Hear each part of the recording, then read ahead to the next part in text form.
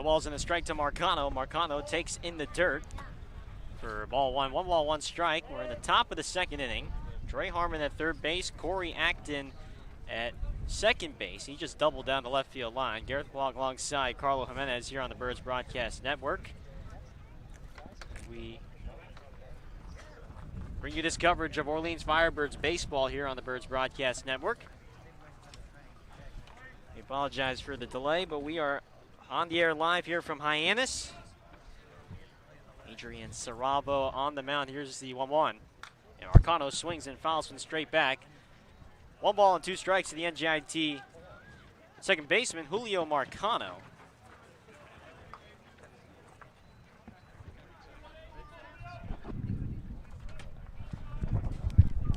Marcano trying to deliver for Orleans and get them back into the win column.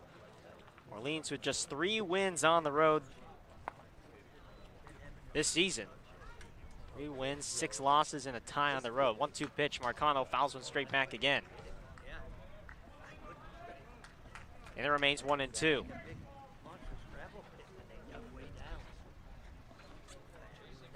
Another good crowd on hand here in Hyannis, here in McKeon Park.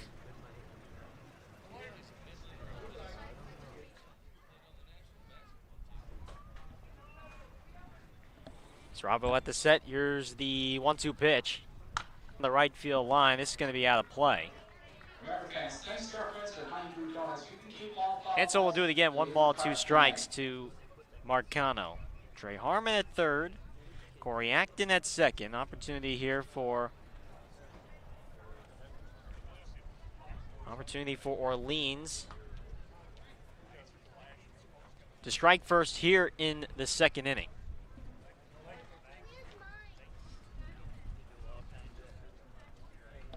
Bravo look over at second. Here is the 1-2 pitch.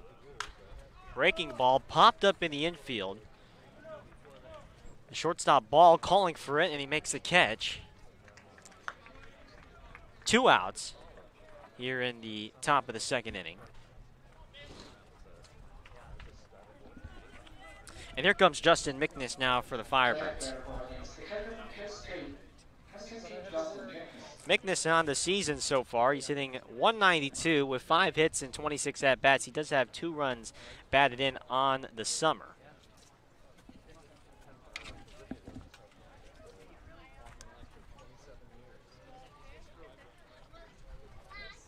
Mickness, a left-handed hitter versus the righty Saravo.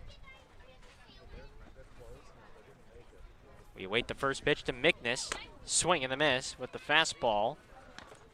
0-1 to the Kent State catcher, Justin Mickness. With 2 runners in scoring position for the Firebirds.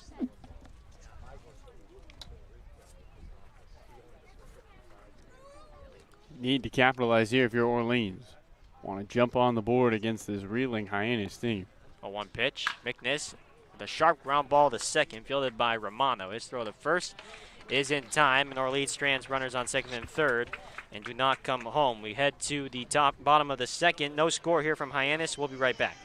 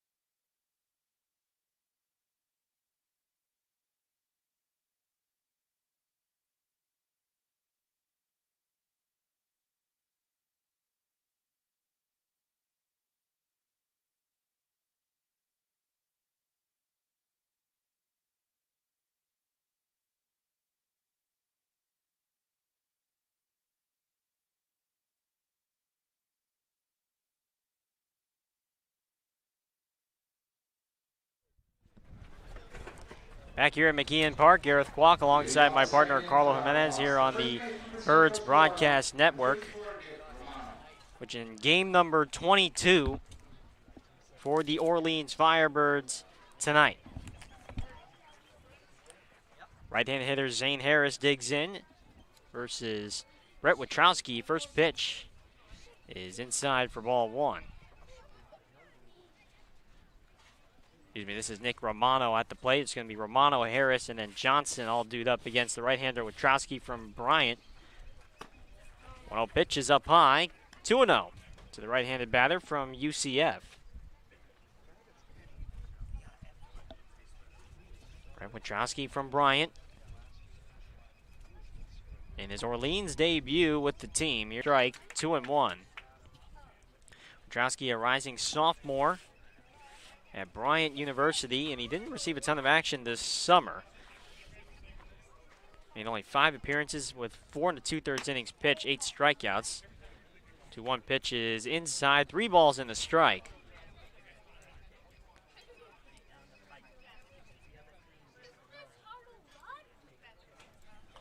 From the wind, here's the 3-1.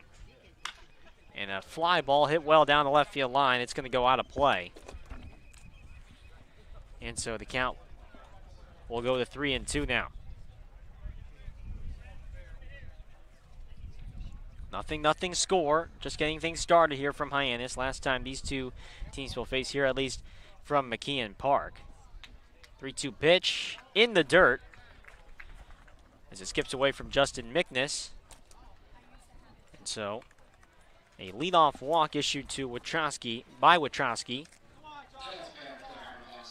with nobody out.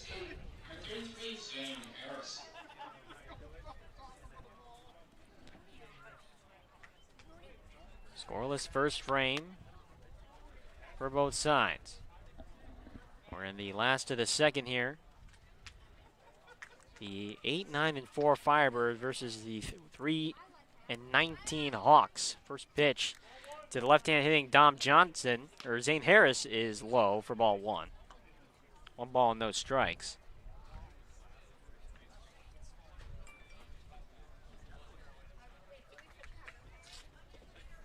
Righty versus lefty in this matchup here to Harris, the redshirt senior from Wright State.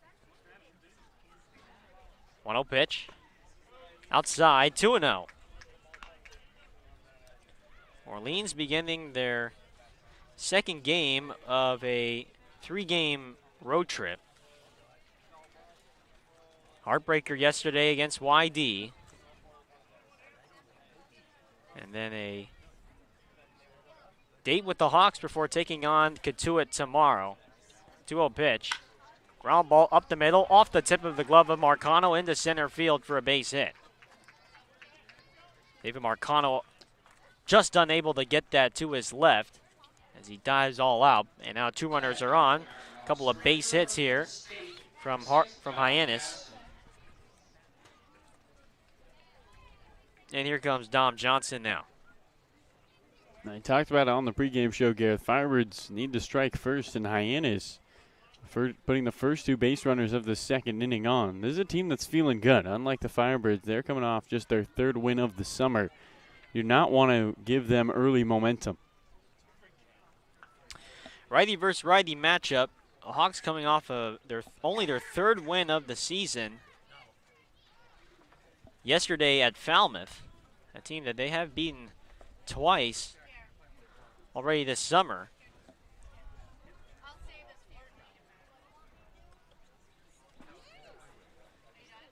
So this is, well, certainly could be a trap game for Orleans, as first pitch on the way is a slider right down the pipe, called for a strike, 0-1. Johnson hitting .222, 2 home runs, 6 runs batted in on the summer. Starting tonight as the Hyannis right fielder.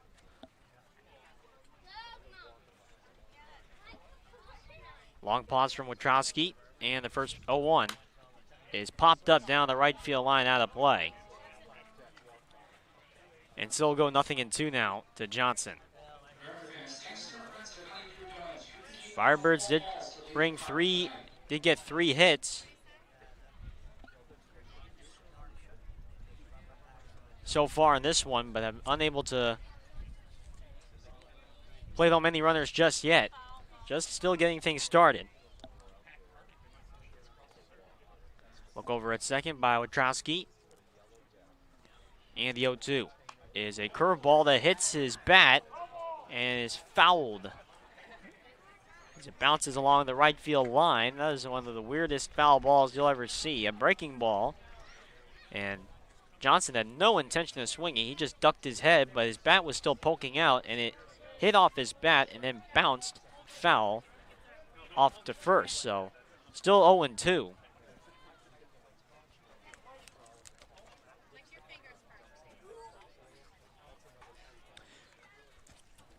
At second is Nick Romano. At first is Zane Harris. And now time is called.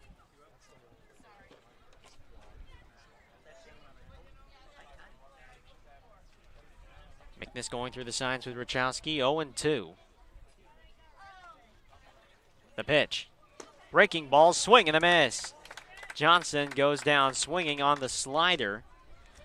And there's one away here in the second. Big first out for Wachowski here in the second. Now the double play is in play. Chance to get out of this inning with no damage done.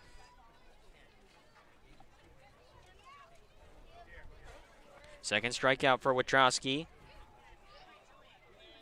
And here stands in now Mitchell Hartigan.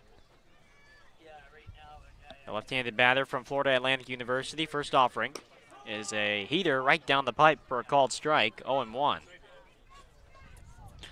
Mitchell Hartigan, 3 for his last 20. He's hitting just a .172 with an RBI and a stolen base for the Hyannis Harbor Hawks.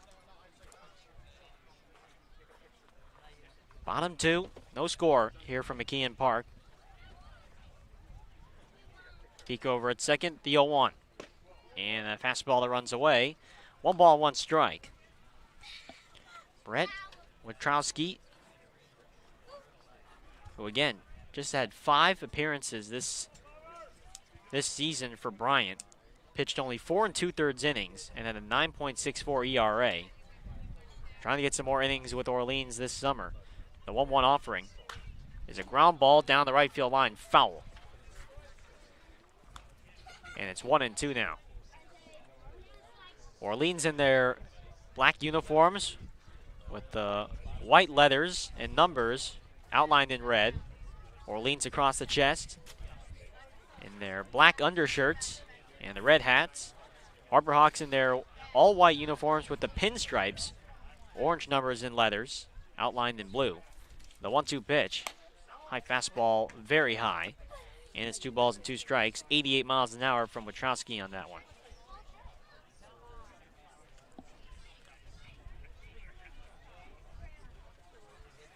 Orleans needing to make up some ground in the East Division. Brewster in a commanding lead in first place. 2-2 pitch is a slider that is inside, and the count runs full 3-2 to Mitchell Hartigan with his fellow teammate from Florida Atlantic, Caleb Pendleton, on deck.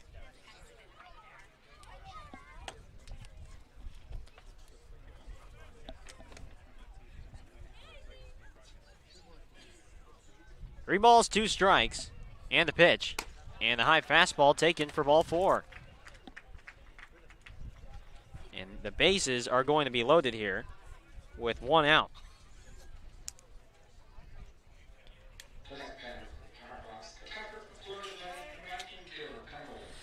So already the second walk issued by Wachowski in this one, and here comes pitching coach Matt Troop to try and talk things over.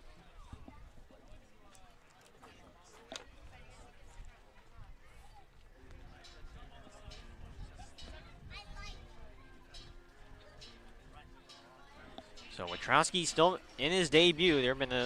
This rotation has been revamped since the beginning of the season. Guys have been coming in and out, and Wachowski, the latest guy to be summoned into the rotation. No more Jonathan Cannon, no more Donovan Benoit, no more Marquise Grissom. And so those three guys that have all been released from the team, roster continuing to fluctuate. And Wachowski here trying to get out of a bases loaded 1-out jam. Here comes the right-hand hitting Caleb Pendleton. And the first pitch is popped up foul behind the screen, out of play. 0-1.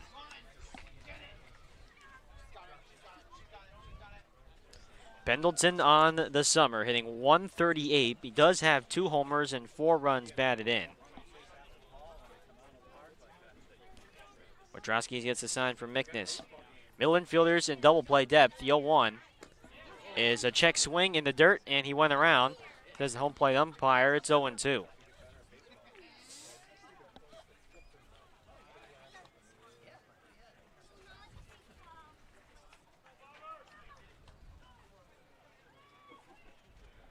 Over at third is Romano.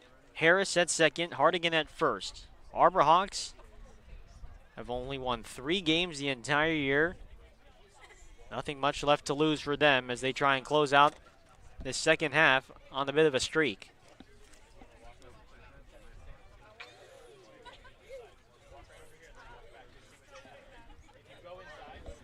No balls, 2 strikes. The pitch.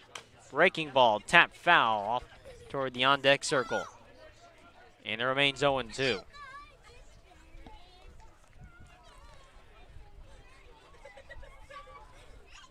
Orleans has won only 3 games on the road this season. They are 3-6-1 away from home. They have to be better on the road in order to make a push in the playoffs. The 0-2 is up high with the fastball. And it's 1-2 to Pendleton.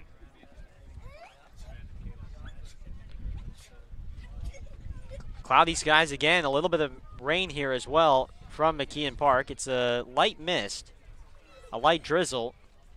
Nothing heavy so far, but we'll continue to update you on the weather as the night moves forward. 1-2 pitch. Big curveball is a bit high, and the count even at 2 now.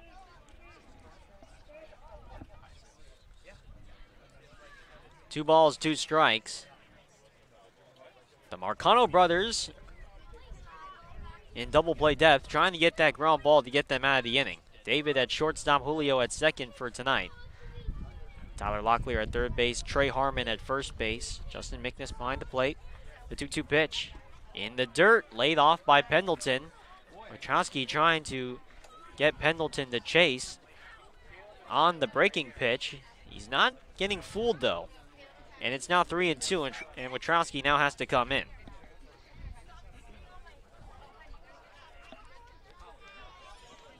Well, we're still in the bottom of the second. Here's a 3-2 pitch. Off the end of the bat, cued foul along the right field line. And Pendleton stays alive, and this has been certainly a long inning for Wachowski on the bump. Already at 37 pitches through just an inning and a third. For the right-hander out of Bryant, making his Orleans debut in 2021. At the set, 3-2 pitch. Tapped foul toward the Hyannis on deck circle, and Pendleton stays alive. Pitch number 8 coming up. Luke Keishel in left field, Chase DeLauder in center, and Jeff Costello in right. That's the defensive alignment for Orleans today. Final trip to Hyannis for the Orleans Firebirds. 3-2. Ground ball hit up the middle, and a diving stop by Marcano. Marcano, though, can't get rid of it in time. He flips it over to second, too late. And a run comes in to score as Romano comes home, and Hyannis leads here in the bottom of the second, 1-0 over Orleans. And Marcano did a good job of keeping that ball in front of him, sliding to his left, but the exchange around the damp dirt, and Hyannis just not clean enough. And the Harbor Hawks, bringing momentum into this game, have a 1-0 lead. Looks like Jack Philby is getting loose for the Firebirds, as here is Ryan Romano. He takes a first pitch ball, a little bit high and outside, 1-0. So it'll go as an RBI fielder's choice. An RBI single, actually, for Pendleton. 1-0 pitch. Topped foul. Look out towards the Hyannis third base dugout. 1-1. So count that an RBI single for Pendleton up the middle. He has his 5th run batted in on the summer here with the team. 1 ball, 1 strike. The pitch. Curveball up high. Not close. Witrowski right now, his command is a little bit all over the place. Mostly missing high. With his breaking ball and his fastball, it's 2-1.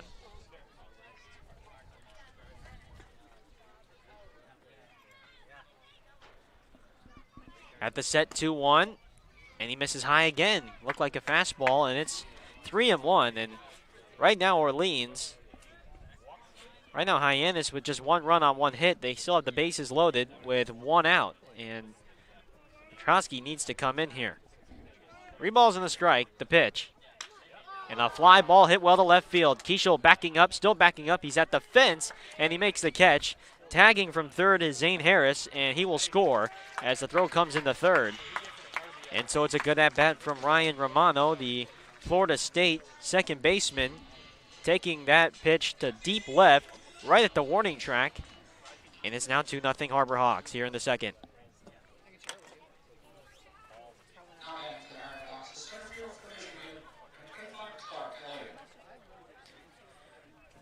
So an RBI fly for Romano. Staying at second is Hardigan, and Pendleton remains at first.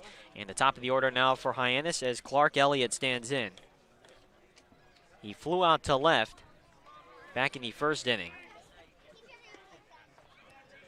Witrowski gets the sign, now peeks over at second base. Another look over at second with Marcano holding on. First pitch in the dirt, and Mickness gets down on the ground to block it in front of him. 1-0 to the Michigan center fielder, Clark Elliott, who has been Hyannis's best hitter for basically this entire summer. He's hitting .308 with a home run and a run batted in. He flew out to left in his first at-bat. The 1-0. Fastball missing away. 2-0. And now Justin Mickness will call for time and hustle out there onto the mound to try and calm down Witrowski. And you have to think, not sure if it's just nerves or first start, and maybe just haven't gotten a whole lot of reps under his belt. But Witrowski is just missing high with a lot of these pitches so far. 2-0. Orleans down by 2. Hyannis has struck first here in the bottom of the second.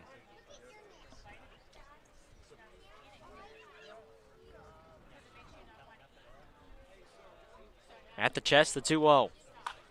And a high pop-up in the infield.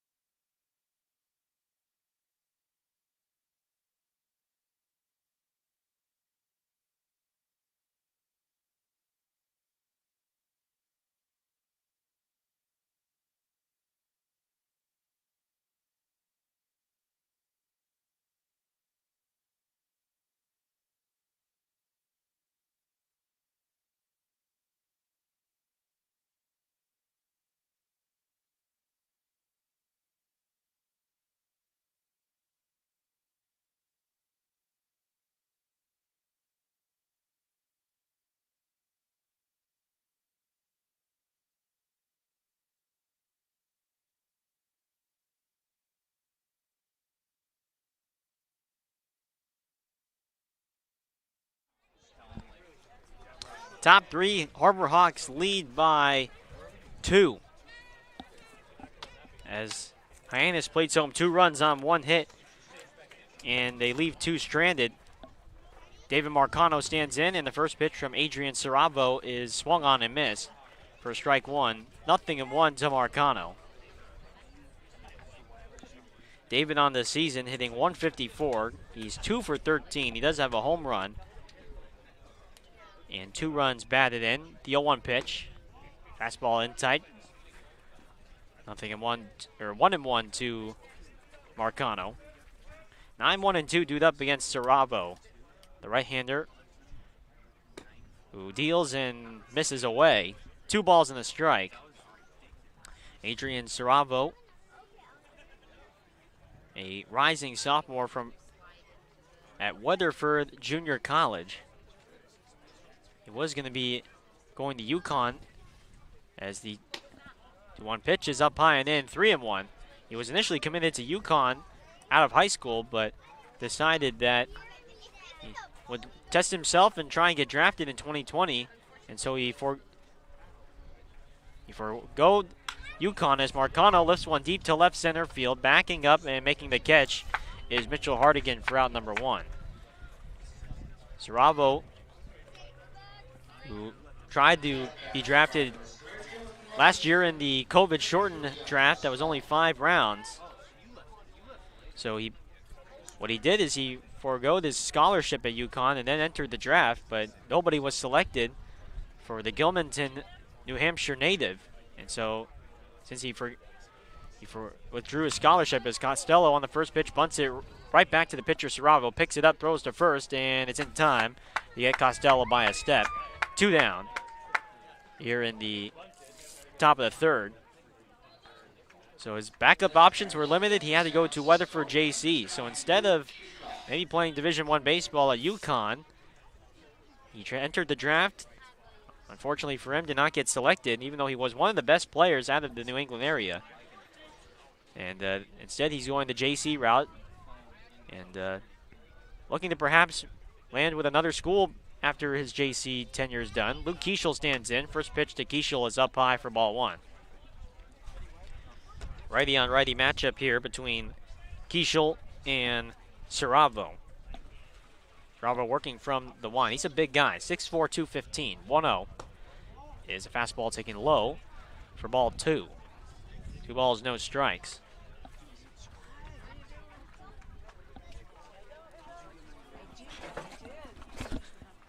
Luke Kieshel, who bounced into a double play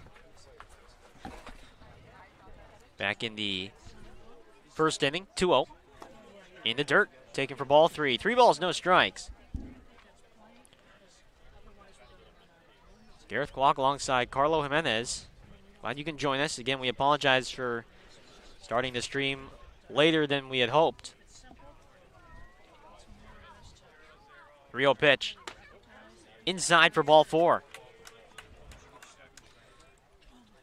And Luke Kieshel will draw the walk, and the inning will continue. Tying run comes up to the plate, and Chase DeLauder. And we're not going to lie, folks. We got stuck in some horrific traffic on the way to Hyannis, and there was a terrible accident on Route 6. And we left the house at 3:30, and it still took us 2.5 hours to get here to Hyannis. Police told us to turn around, and so, again, we're here now. Happy to bring you the stream as DeLauder first pitch is in the dirt for ball 1. Be honest, Gareth, growing up in the Bay Area where traffic is pretty bad, and then going to school in LA where traffic is as bad as it can get, I have never been in worse traffic. And I didn't expect that record to be broken here on the Cape, but it was. Pitching coach Ray Korn will come out and have a quick word with Saravo.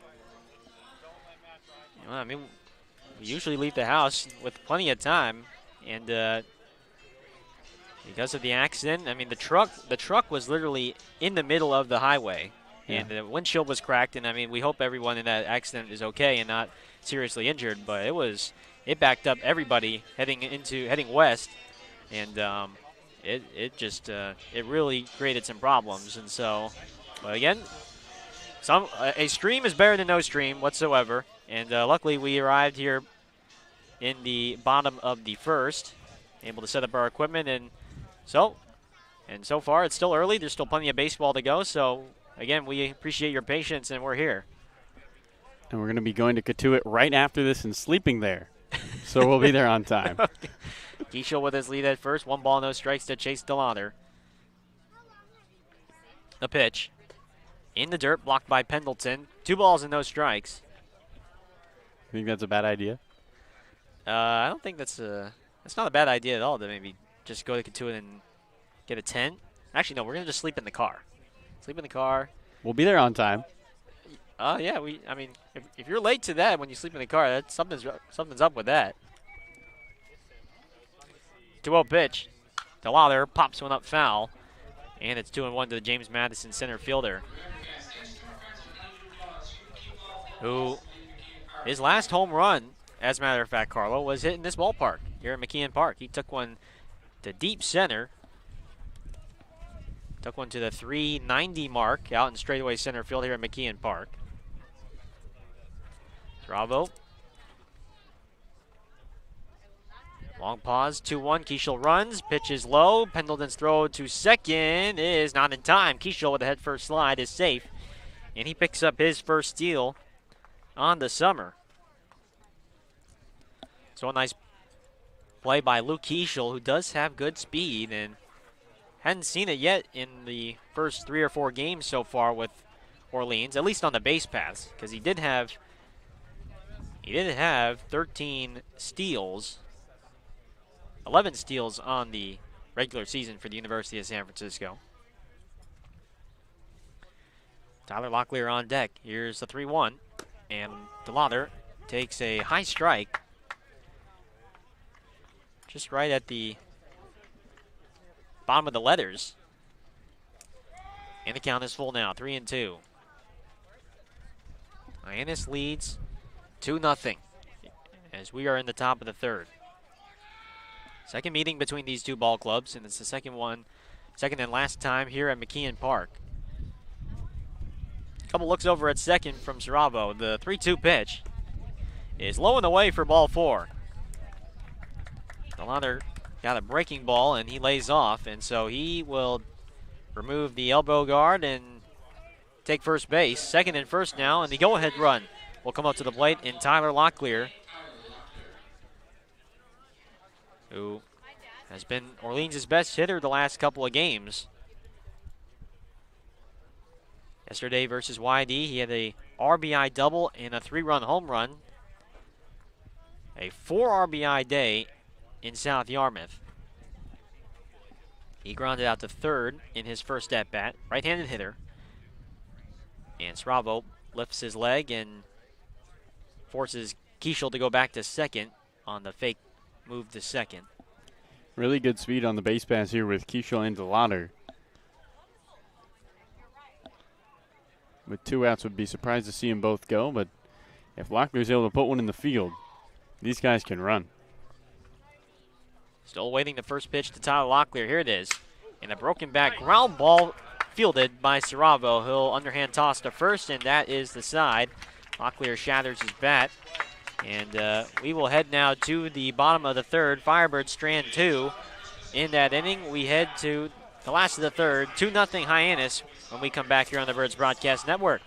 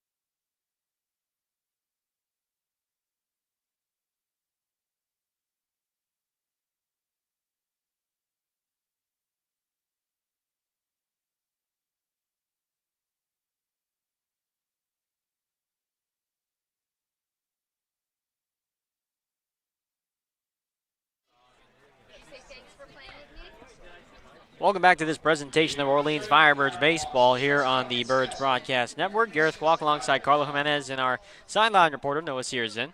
Live from Hyannis here on this Monday night. Ominous clouds in the sky. Another overcast evening here on the Cape. I mean, we've had plenty of overcast skies this summer. As the first pitch to Kyle Ball is low for ball one. From Brett Witkowski out for his third inning of work as Orleans starter. It's Kyle Ball, Luke Mann, and Nick Romano due up. 1-0 pitch, breaking ball a little bit high, and it's 2-0. Witkowski with a pitch count at 49 through 2 innings. 2-0 pitch, almost gets a piece of Kyle Ball, almost hit him.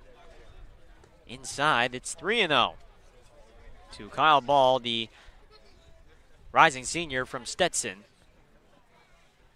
From the line, 3-0 pitch, and it's low for ball 4.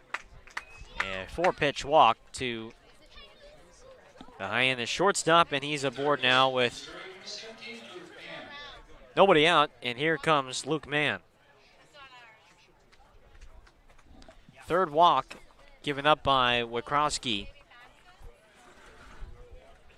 And right now, his command has certainly been shaky.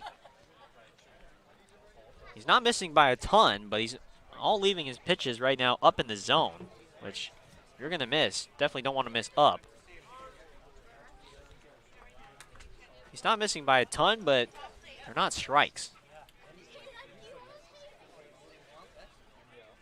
So here comes now Luke Mann, left-handed hitter.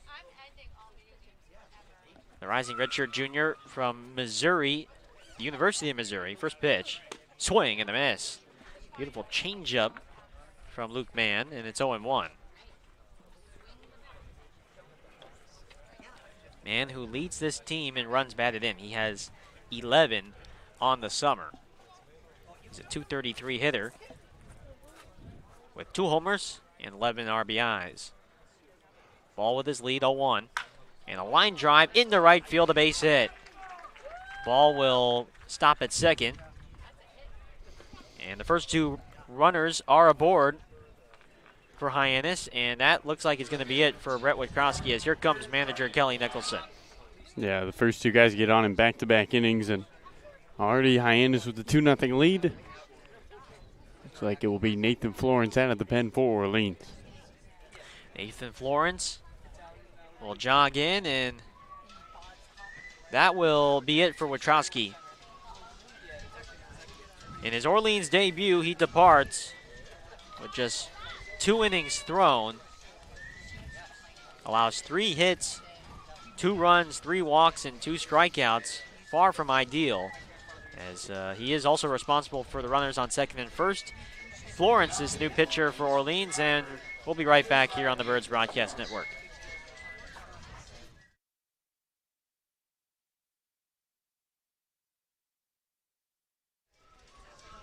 The Cape Cod Baseball League would like to welcome our new sponsor, Mosquito Mary's, a locally owned, family-operated business that provides all-natural mosquito and tick control. Call 866-ASK-MARY or go to MosquitoMarys.com, mention the Cape Cod Baseball League, and get your first treatment for only $29. Cape Cod Coca-Cola thanks you for supporting the Cape Cod Baseball League and for refreshing yourself with ice-cold Coca-Cola products. Please remember to recycle your empty bottles, cans, and all other recyclable materials.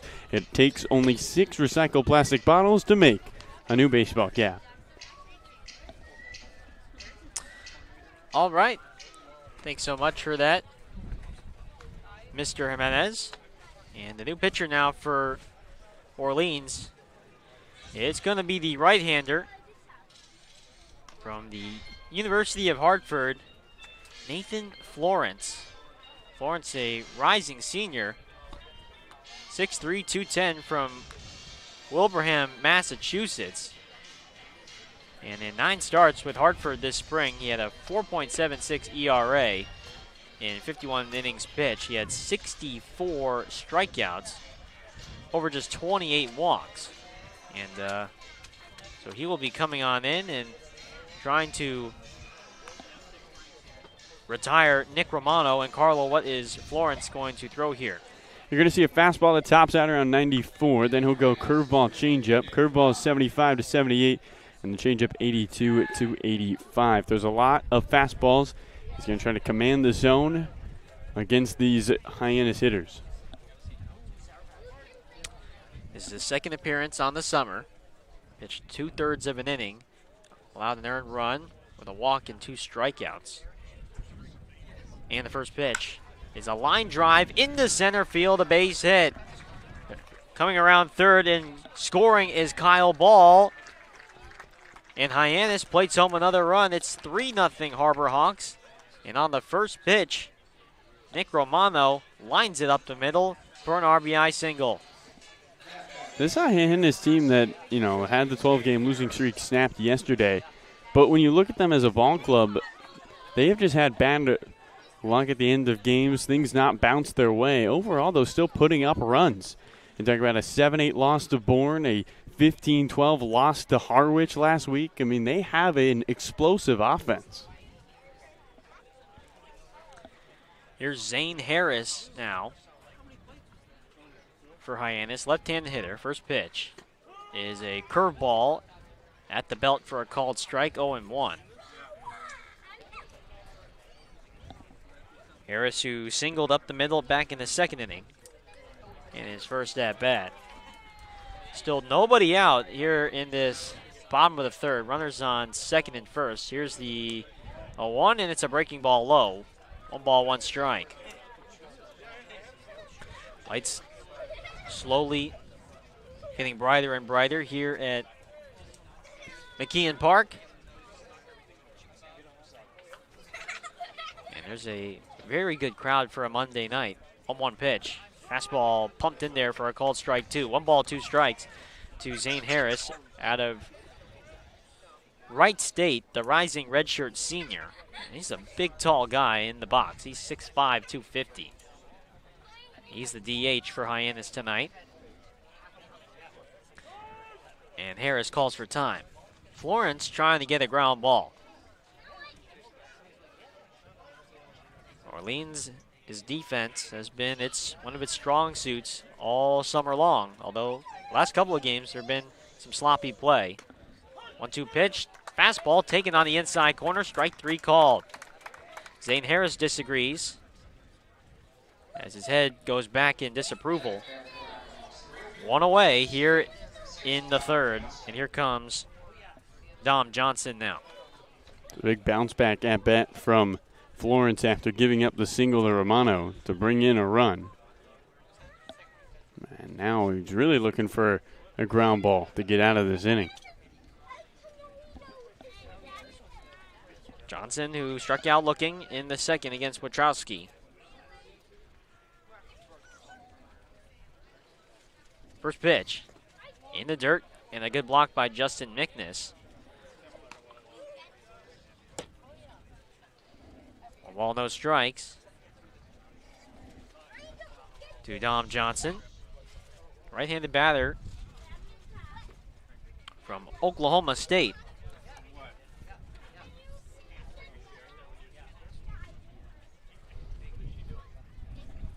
One 0, fastball swung on and missed. Count even at 1 now.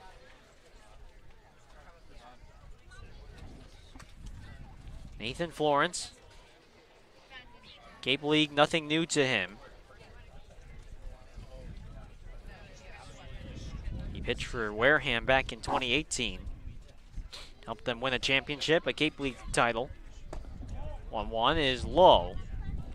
2 balls and a strike. Orleans still in 4th place in the East.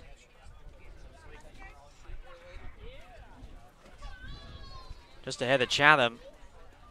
But right now, first place becoming a little bit more of a long shot. Second place maybe a little more realistic as Johnson takes a fastball at the knees for strike 2 called. 2 balls, 2 strikes.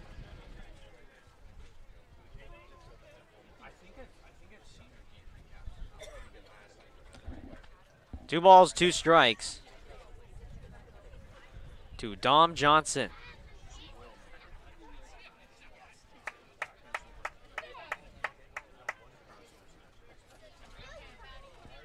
Johnson taking an awful lot of time to get back into the box. Florence at the set now. Look over at second. 2 balls and 2 strikes. The pitch. In the dirt, and he gets away from Justin Mickness and rolls to the backstop. And both runners will advance 90 feet, and that changes everything now as the double play no longer available. Yeah, I'm going to guess that's going to be a pass ball on Mickness. He had to reach to his right, but didn't lunge at it. And it kind of ricocheted off his glove and slowly rolled to the backstop. The infield is going to play halfway. Corners are in Locklear and Harmon. The Marcano brothers in the middle infield are about halfway in the infield. 3-0 Hyannis lead. The 3-2 pitch. Swing and a miss. Florence gets the strikeout in a strikeout situation. Johnson down, swinging for the second time tonight. And back-to-back Ks for Nathan Florence out of the bullpen, and there's 2 down. Dominic Johnson strikeout susceptible. That is 28th strikeout of the summer. And a big one for Florence. Opportunity to get out of this inning with no damage done.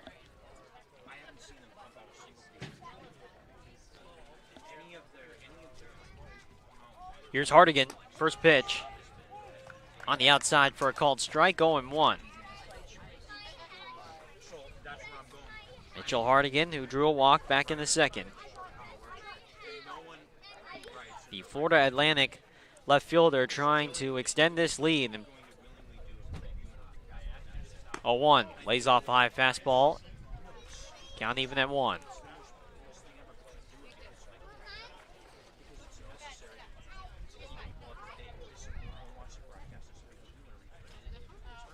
Hyannis coming off only their 3rd win of the summer yesterday at Falmouth. 1-1 from Florence is low in the dirt, skipped in the dirt. Mickness has to be careful with Luke Mann at third for any ball in the dirt. It's 2-1.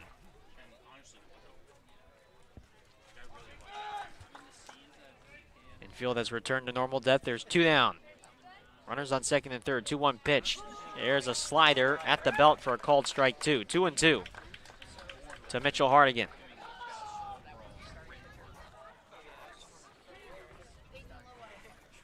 Hyannis still worst team in the league. They are 14 games back of first place in the West.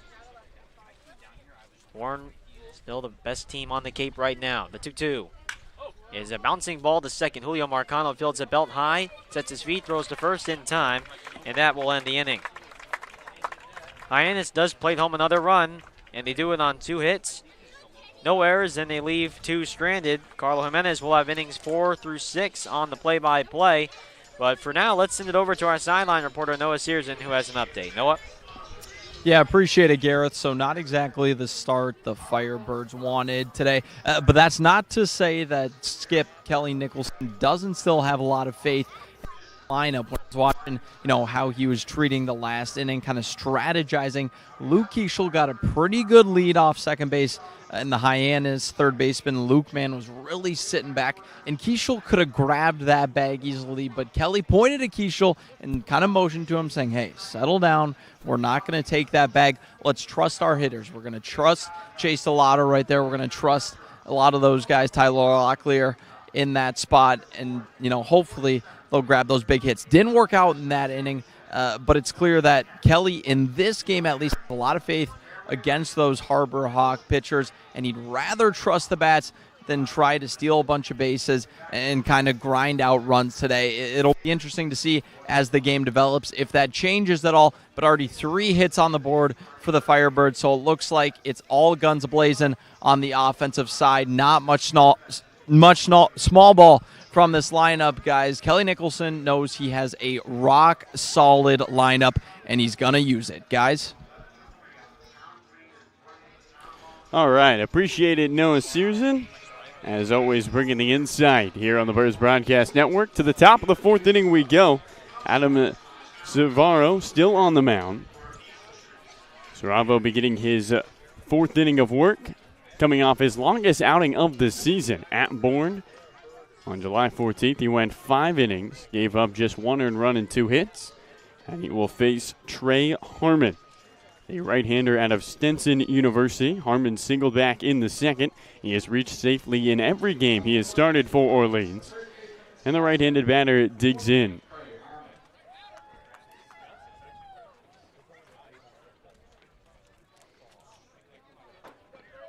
It'll be Harmon, Acton, and Marcano. 5, 6, 7 for the Firebirds. First pitch. And a swing and a foul straight back to the screen. And the count, no balls and 1 strike to Harmon.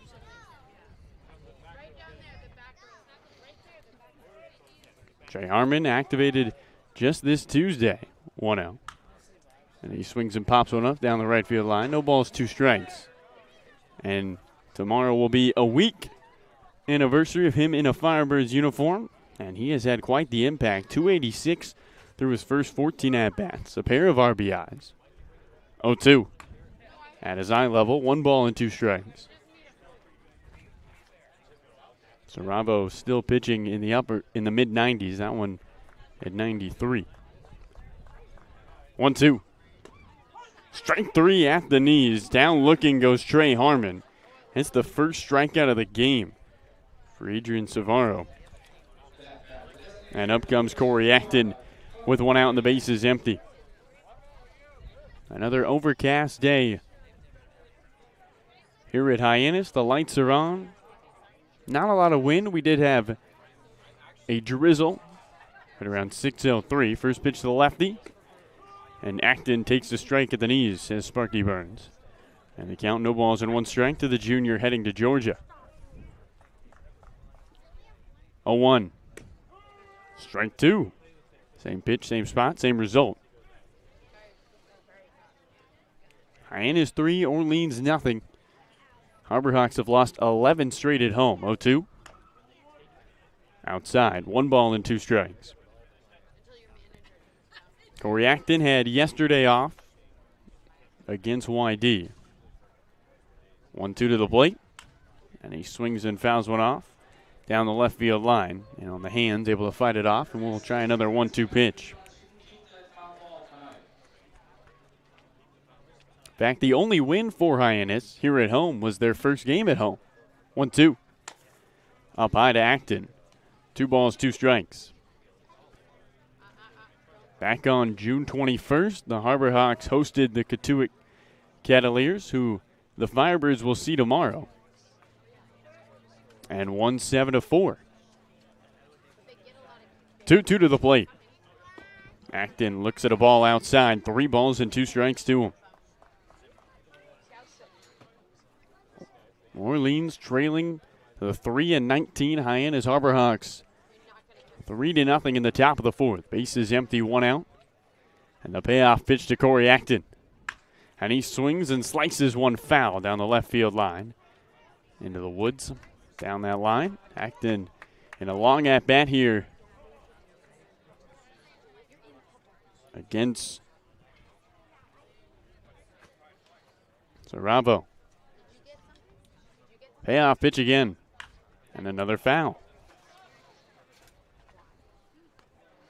Firebirds 8-9-4 on the year after a heartbreaking, gut-wrenching, and there's so many adjectives to describe what yesterday's loss was.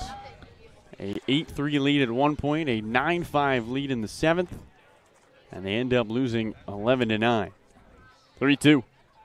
And Acton lines one right at the first baseman, Nick Romano, as he takes 1 step to his right, makes the catch. A hard-hit baseball, finds a pinstripe jersey. And 2 outs, and up comes Julio Marcano.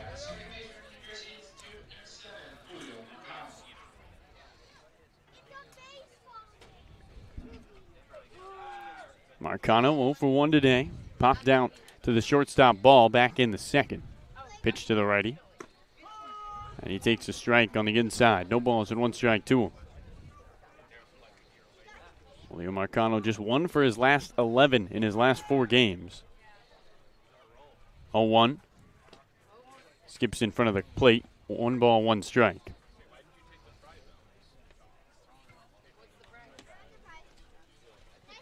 Base is empty, 2 outs. Top 4. Hyannis 3, Orleans nothing. 1-1. Low and away. 2 balls and a strike to Julio Marcano.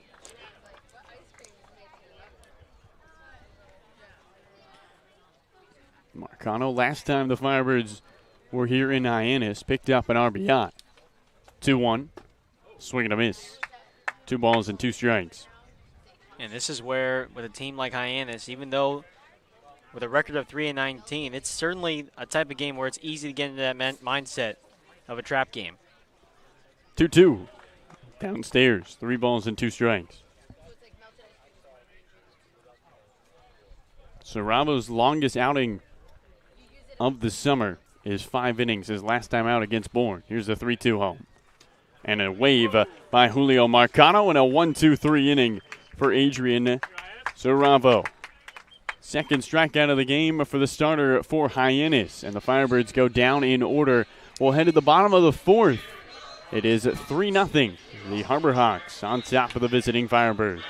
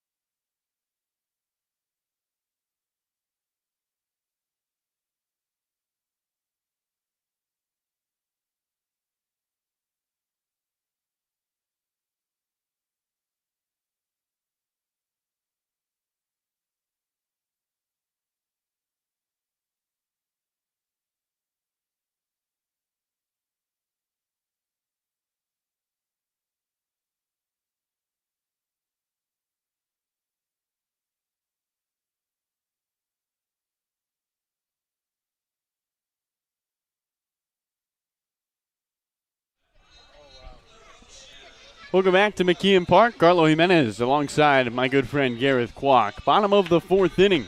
And the Hyannis Harbor Hawks lead the Orleans Firebirds 3-0. It'll be the right-handed batter Caleb Pendleton to lead off the inning.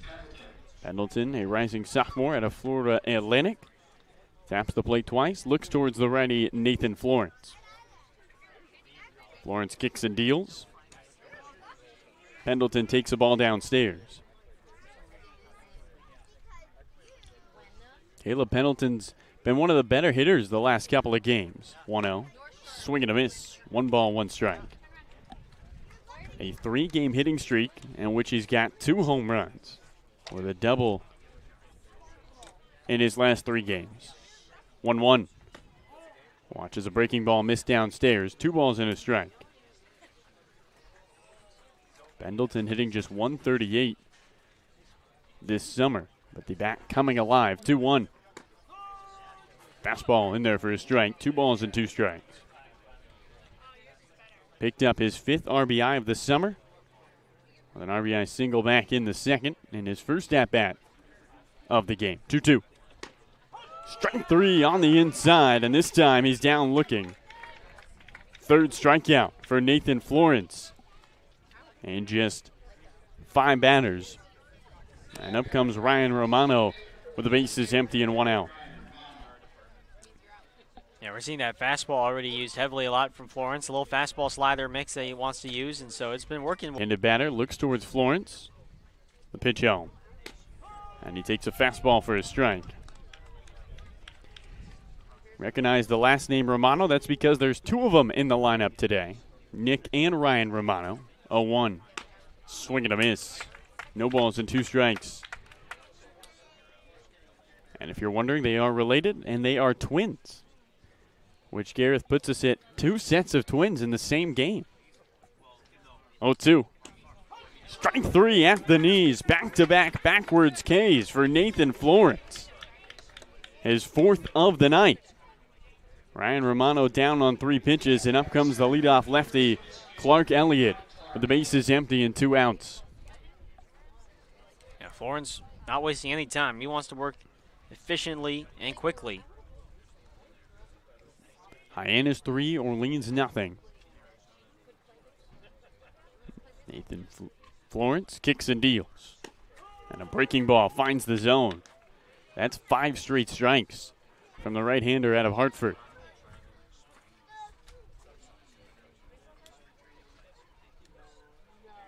0-1. Misses low. 1 ball, 1 strike to Clark Elliott. Elliott, the best hitter for this Hyannis team. 1-1. Skips in, bounces off the glove of Mickness and back to the backstop. On the count, 2 balls and a strike. Elliott in his last 5 games, 11 for 26. A .423 average for the lefty out of Michigan. 2-1. And he swings and grounds one up the middle towards short underneath the glove of David Marcano and into left center field. Trying for 2 is Elliott, and a poor pickup by DeLauder in center. And he's in scoring position with 2 outs. Looked like a routine play for the shortstop, David Marcano. The ball skips under his glove. DeLauder not expecting the ball to get out to center. Had to go a long way and then did not have a clean pickup. And after back-to-back strikeouts, all of a sudden a runner at second base, and up comes Kyle Ball, the right-handed batter. Yeah, I think at the very last second it took a quick hop on David Marcano, who didn't quite react quickly enough, and it went underneath his glove. Scoreboard has it ruled a hit, which I think is the correct call. Wasn't necessarily anything routine, I think, about that play. First pitch to the right-handed batter, Kyle Ball, and he swings and fouls it straight back. Count, no balls and 1 strike. So the hitting streak continues for Clark Elliott.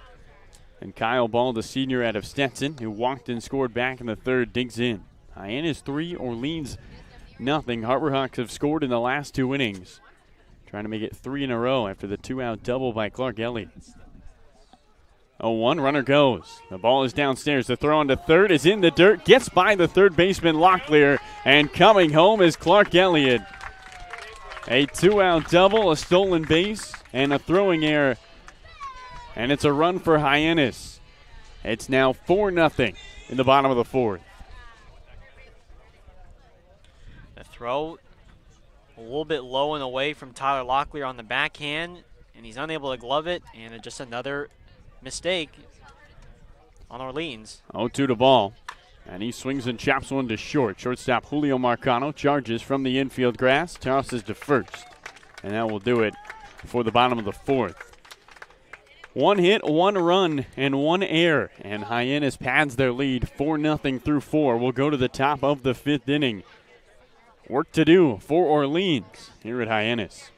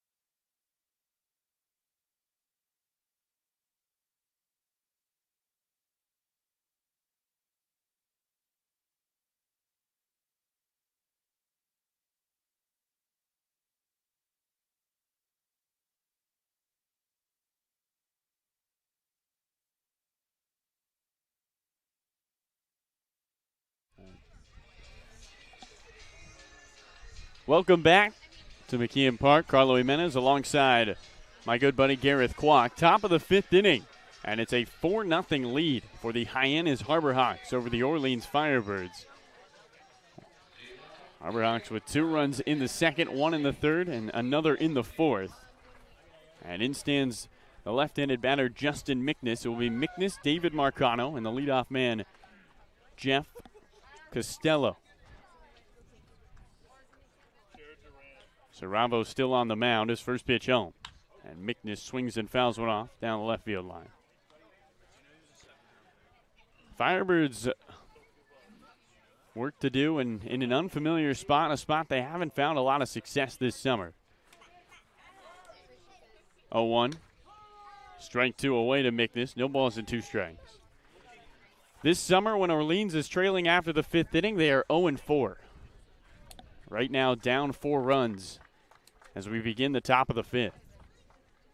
Saravo shakes off the first side, is 0-2. Mickness lays off a pitch away, and the count 1 ball and 2 strikes. So not do or die for Orleans, but work to be done, and late games, down runs have not been great this year. 1-2. And Mickness swings and pops one up. Shallow left field. Coming in, the left fielder Hardigan going back the shortstop ball. And walking backwards, the shortstop ball will make the catch. That's 5 straight retired by Adrian Saravo.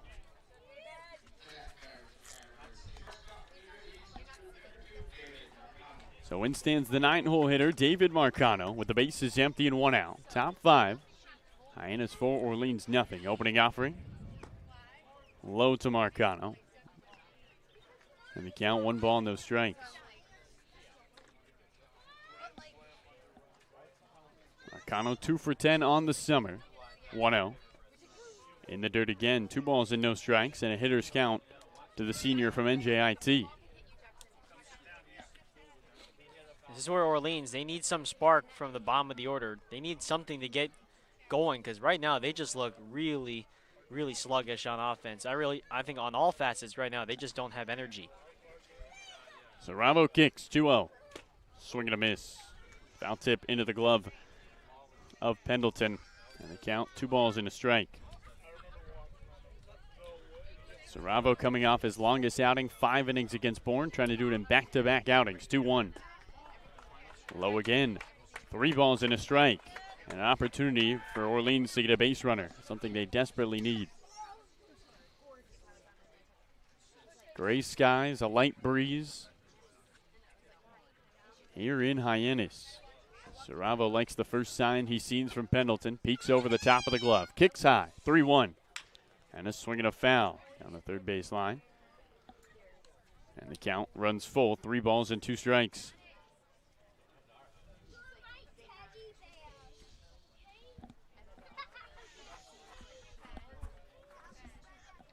Marcano eyes Saravo. Payoff pitch. Swing and a miss. There's the third strikeout for Adrian Saravo, and the second out of the top of the 5th. And with 2 outs and the bases vacant, up comes Jeff Costello in his second game with Orleans.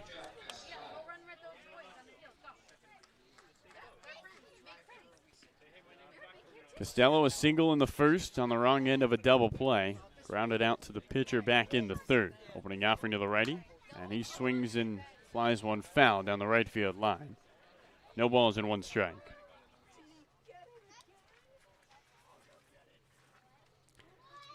Costello coming off his best year of college baseball with Northeastern. As he swings at the 0-1, slow roller over towards third. Man, the third baseman charges. He gloves it at the belt. Throws across his body to first. And that will do it. A 1-2-3 inning from Adrian Saravo. He's retired 7 in a row.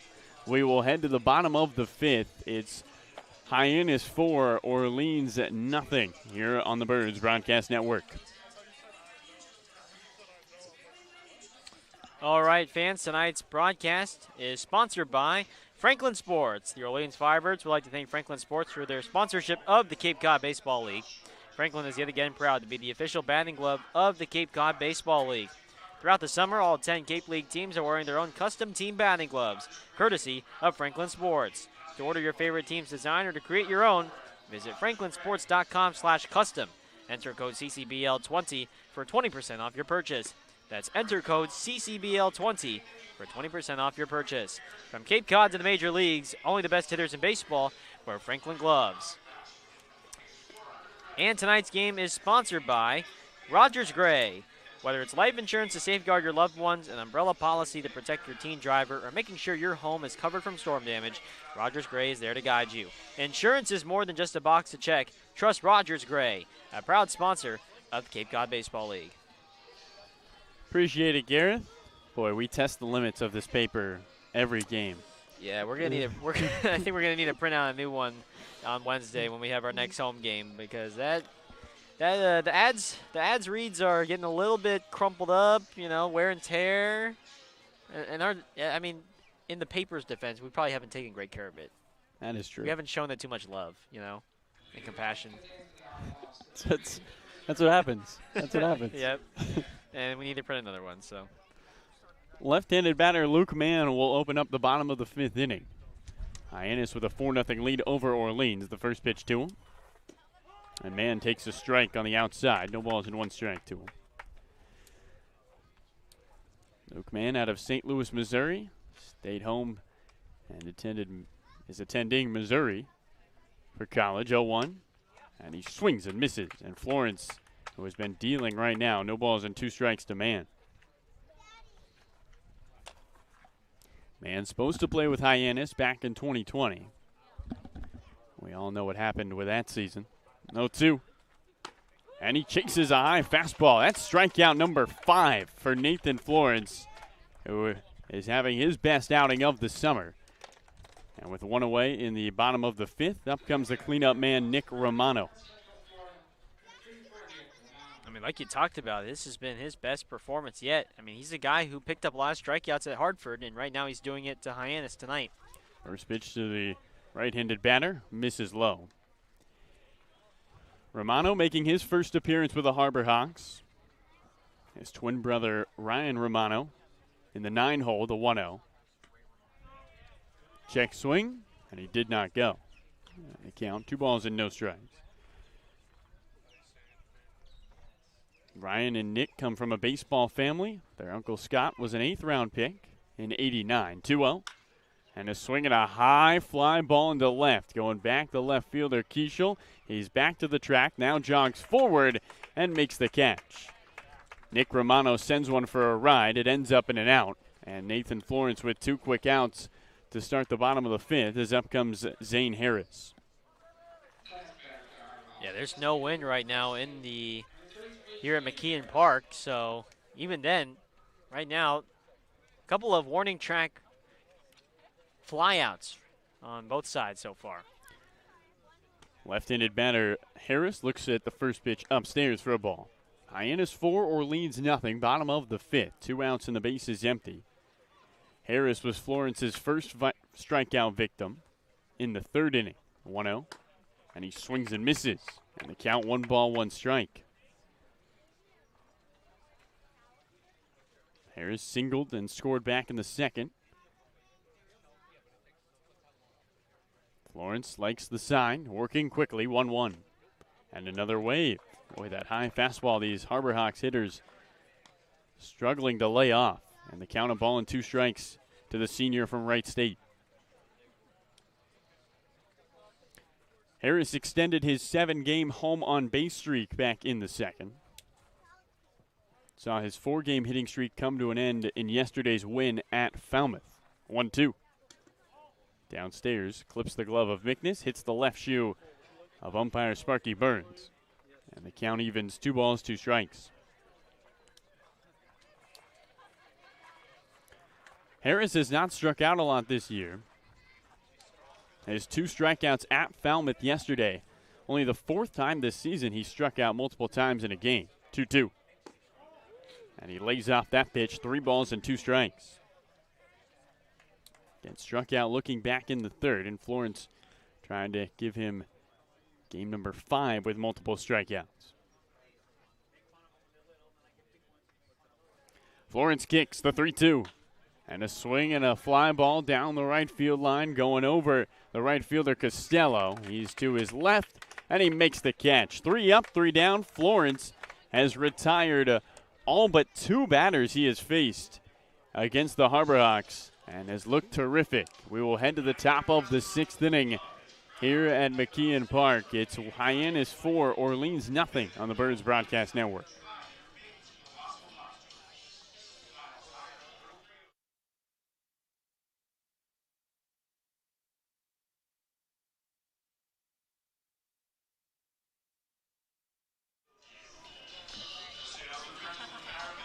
All right, let's do our first Around the Cape League score update. We are one of the earlier start times for today, so there's only 2 other games in action right now. From Stony Brook Field and Brewster, it's Cotuit 1, Brewster 1, and if you're a Firebirds fan, you're hoping Brewster falls. So Cotuit and Brewster evened up at 1. They're in the bottom of the 4th. And then from Red Wilson Field at YD in South Yarmouth, it's Harwich leading the Red Sox 2-1, and they are in the top of the 6th. And so those 2 Eastern Division rivals going at it from Red Wilson Field. And then the rest of the games happening later today, although it is 7:36, so I would think that the other games have started already. Okay, here we go. We got to refresh my page. Falmouth and Bourne, scoreless. They're in the top of the 1st from Dorn Park. And then Wareham taking on Chatham from Veterans Field. And the Gatemen are leading 2-0, and they are in the bottom of the 2nd. Still very early in those 2 ball games. But that's your Around the Cape League score update as we head to the top of the 6th. Appreciate it, Gareth. Adam Saravo is going to begin his 6th inning of work. This officially becomes his longest outing of the summer. It's Hyannis 4, Orleans 0, and Luke Keischel, the sophomore out of USF, will start for the Firebirds. It will be Keischel, DeLauder, Locklear, 3 of the more dangerous hitters in the lineup. As the right-handed batter looks on, Keischel walked, stole second back in the 3rd, but was left stranded. Firebirds need some offense. Trying to do it against Saravo, who's kept them quiet for most of the game. First pitch home. Strike on the inside. No balls and 1 strike to Keischel.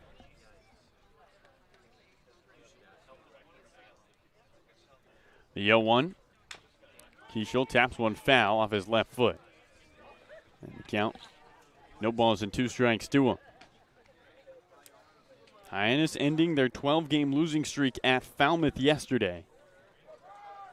And right now in the driver's seat trying to end an 11-game home losing streak. Up 4-0 in the top of the 6th. The 0-2. Over the top of Keischel, over the top of everybody. As the catcher Pendleton tries to jump up and grab it. It goes over his head and over Sparky Burns' head. Saravo lets that one fly. And the count, a ball and 2 strikes to Keischel. 1-2. Swinging a ground ball foul on the left field line. Front of Keischel's jersey all dirtied up after that stolen base in the 3rd. Firebirds in the black HDMH unis. The opening night unis with the black underneath the vest. Orleans across the chest in white, outlined in red. Saravo exhales. 1-2 to the plate.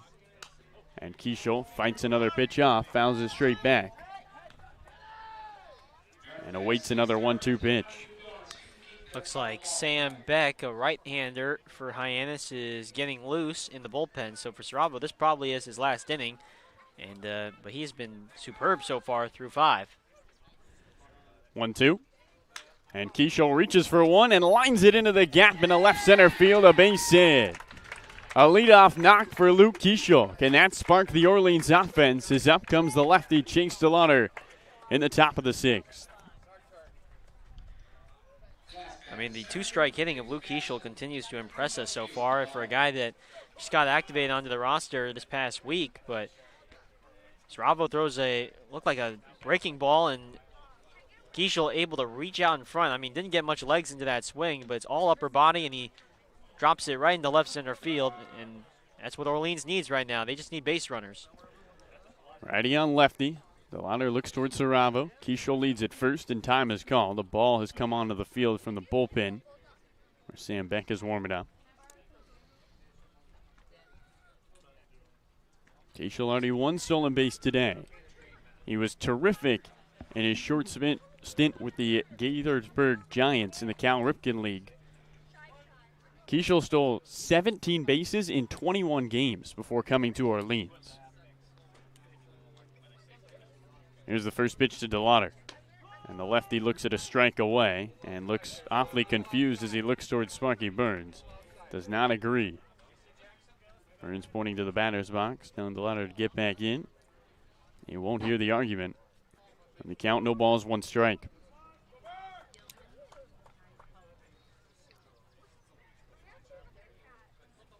0-1.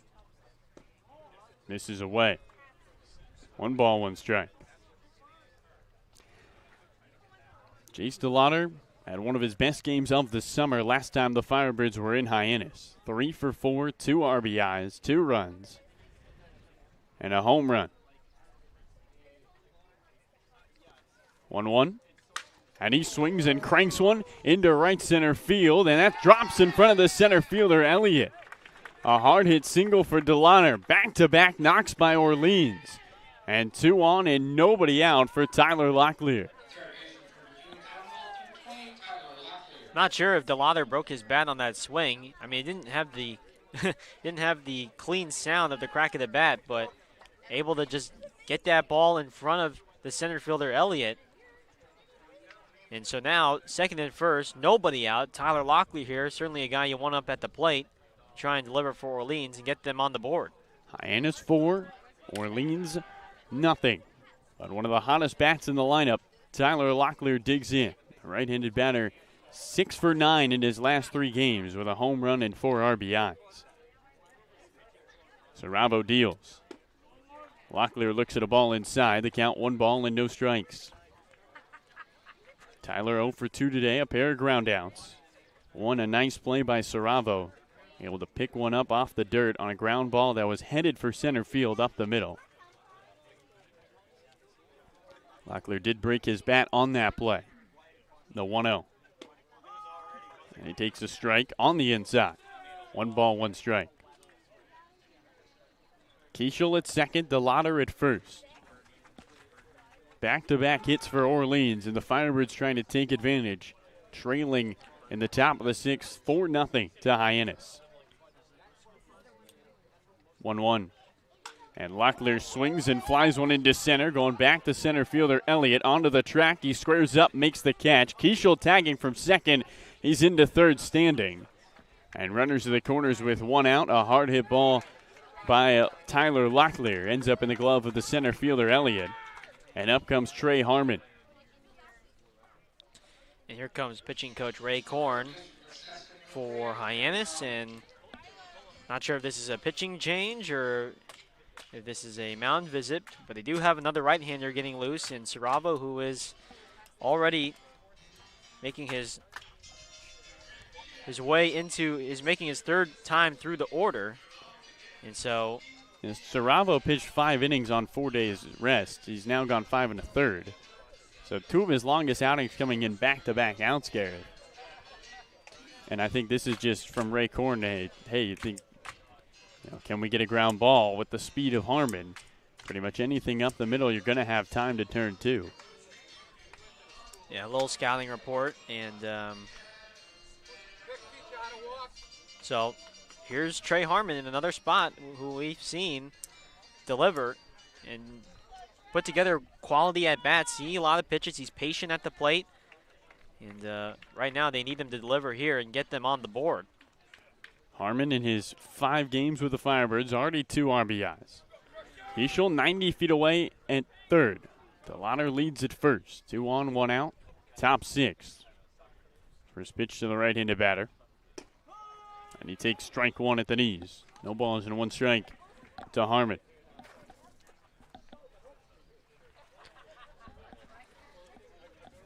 Hyannis 4, Orleans nothing. Firebirds' final visit to McKeon Park. Looking for a win. 0-1. Downstairs. 1 ball, 1 strike.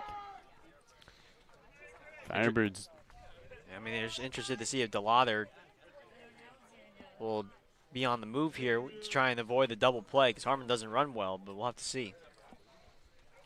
Last time the Birds were here, they put up 11 runs in just 6 innings before the fog came in, and we were fogged out at McKeon Park. First time we've had a fog out. 2 on, 1 out. Saravo's 1-1. Strike 2 on the inside. 1 ball and 2 strikes to Trey Harmon. Harmon with a single off Saravo back in the 2nd and then struck out looking in the 4th. See if they send DeLauder with 2 strikes. Chase has stolen 2 bases this summer. 1-2, there he goes. And a swing and a miss. Harmon strikes out. Throw on to second. They got the Lauder. A swinging strike 3 and a caught stealing. And the 2 leadoff hits to open up the top of the 6th go to waste. We'll head to the bottom of the 6th inning. Firebirds trail 4-0 here at McKeon Park to the Hyannis Harbor Hawks.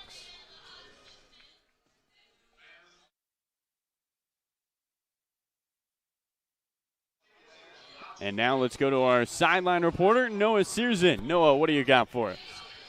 Yeah, appreciate it, Carlos. So Firebirds got a shot there. Aren't able to get anything out of it. But Nathan Florence headed out again. And as I look at the bullpen right now, not much action going on. Florence assuming a very similar role to what we saw out of, or Florence rather, assuming a similar role to what we saw out of Zach Morris just a couple days ago. And you got to remember, this is a guy that as a sophomore led American East in strikeouts and even was in the Cape prior, played for the Wareham Gatemen, and won a championship. So when we're talking about, Firebirds making a run towards the playoffs, Florence is going to be one of those guys who he has the experience, he has the ability. He just has one injury under his belt that's held him back a little bit. But as you can see today, he can still shove. His talent's still there. And when he had his first outing against Harwich, he pitched very well. And then during that weird fog delay, was signing autographs with the fans. So we're talking about, guys that have ability and experience picking them up late season. Florence could be one of those guys that when we look back at it, was a wonderful addition for the Firebirds. I will say, looks like Jeff Pramel is going to be the next guy out of the bullpen. He's had a couple great outings lately. So Kelly definitely sticking to the hot hand. And then it sounds like Jeff Pramel, another hot hand, coming in after. But I'll send it back to you guys for this half inning. Appreciate it, Noah. Thanks for the insight. Nathan Florence, terrific on the mound. 5 strikeouts. He's retired all but 2 batters he has faced, and now he will face the righty Dominic Johnson, who has struck out twice in this game, both swinging. First pitch to him. And Johnson takes a strike at the knees. Hyannis 4, Orleans nothing, bottom of the 6th inning. Johnson up to 28 strikeouts in his 65 at-bats this summer, 0-1. Strike 2 at the top of the zone, no balls and 2 strikes. He did have a big 2-run home run in the Hyannis win at Falmouth yesterday. 5-1 the final score. 0-2. Upstairs. Johnson lays off as he bends over after the pitch, but puts both hands on the barrel of the bat and steps out of the box. And the count 1 ball and 2 strikes to the sophomore from Oklahoma State. 1-2. Underneath the legs of Mickness, back to the backstop. Count levels, 2 balls, 2 strikes. Even the beginning of this outing, Gareth, reminds us a little bit of how Zach Morris's 5 2/3 went, where he gave up the triple, and then after that it was all business. 2-2. Strike 3 on the inside. That's 3 strikeouts for Dominic Johnson and 6 for Nathan Florence in his outing. And there's 1 away in the bottom of the 6th. I mean, it's one of those, he's in one of those rhythms right now where he just says, give me the ball back, I want to get the next pitch off. And right now he's pumping in strikes. He's not throwing a lot of balls right now. Deals the lefty Hardigan. And a first pitch strike at the knees. So Florence has struck out Johnson twice. Here comes an 0-1. Off the outside, 1 ball, 1 strike. And you got to think about it. This is a guy who made, he made plenty of starts for Hartford. He made 9 starts, so going deep into the games is really nothing new for him. He can go really however long Kelly Nicholson wants him to go. 1-1, swing and a miss. And a ball and 2 strikes. Yeah, Florence, 51 innings in his junior season at Hartford. 64 strikeouts. He led the team in Ks. As he eyes Hardigan. 1-2. Just misses off the outside. And the count even, 2 balls, 2 strikes. Hyannis 4, Orleans nothing. Bottom 6. Florence exhales. He kicks. 2-2. Swinging a ground ball up the middle and into center field. A hot shot on the ground by Mitchell Hardigan. Ends the 5 in a row retired by Florence. That's his first hit of the game. Nice piece of two-strike hitting from Hardigan. And up comes the 8-hole hitter, Caleb Pendleton, with 1 on and 1 out. Almost took out Florence's legs on that line drive up the middle. I mean, it was a rope off the bat. Yeah, Florence showing off some footwork a little bit. Yeah. Be a good salsa dancer. Hot feet. Righty Pendleton looks on. Pitch home. Up high. And count 1 ball and no strikes. Runner at first is Hardigan. The 6th hit of the game for the Hyannis Harborhawks, who are looking to win 2 in a row for the first time this season. The 1-0. Swing and a miss. At a high fastball in the count. 1 ball, 1 strike. Gray clouds in the sky. The lights are on. A light breeze, although the flag down the right field line is silent. Florence 1-1. Downstairs, showing bunt on the play is Pendleton, but he pulls it back. Already 1 stolen base today for Hyannis. That was in the 4th by Clark Elliott. Hardigan, who's at first, has 1 on the season. 2-1. Swinging a foul on the third base line. And the count, 2 balls, 2 strikes.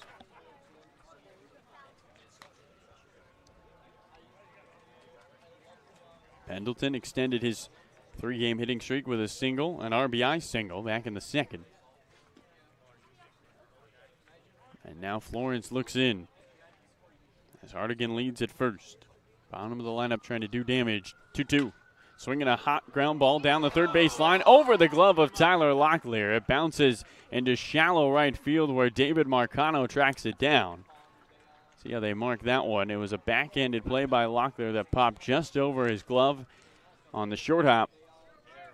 And it looks like that's going to be a hit for Caleb Pendleton. Back-to-back knocks here in the 6th. And up comes the 9-hole hitter, Ryan Romano.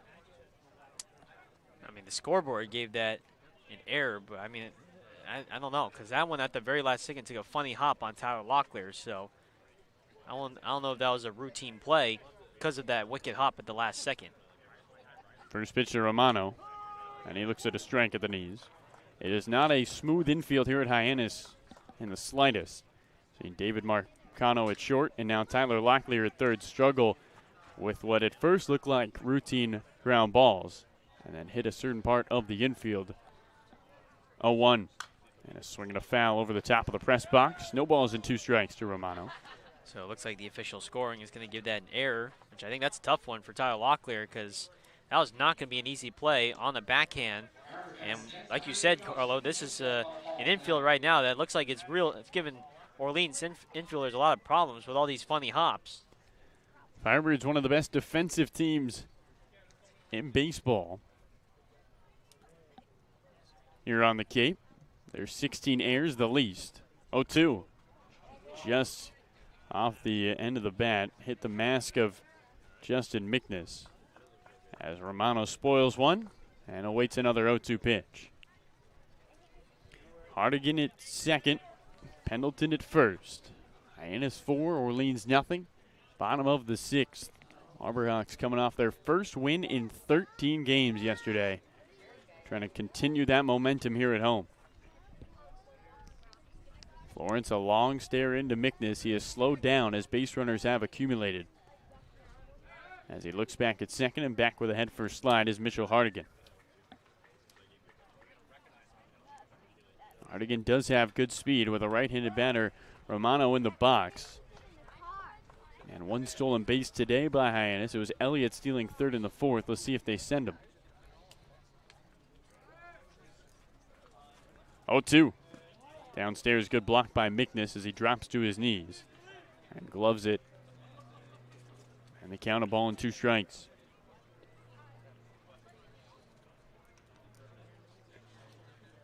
Romano, a sacrifice fly in the 3rd. He is 0 for 1. 2 on, 1 out. Florence is 1-2. Swing and a miss. Nathan Florence, strikeout number 7. And a big one to put 2 away in the bottom of the 6th. On a night when the offense has kind of sputtered and hasn't really delivered with runners on base, and for Brett Rutkowski, who made his Orleans debut and wasn't able to get past the 2nd inning, I mean, he's right now, Nathan Florence is a guy that's really stepped up and eaten up some innings here for this Firebirds team. So in stands the lefty, Elliott, and he looks at a first pitch ball upstairs. Hardigan at second, Pendleton at first. 2 outs, bottom 6. Florence trying to keep this a 4-run game. So far, he's worked through 3 2/3 out of the pen. A 1-0. Low and away. 2 balls and no strikes. And now time is called, and McNiss and pitching coach Mac Troop will go talk to Florence.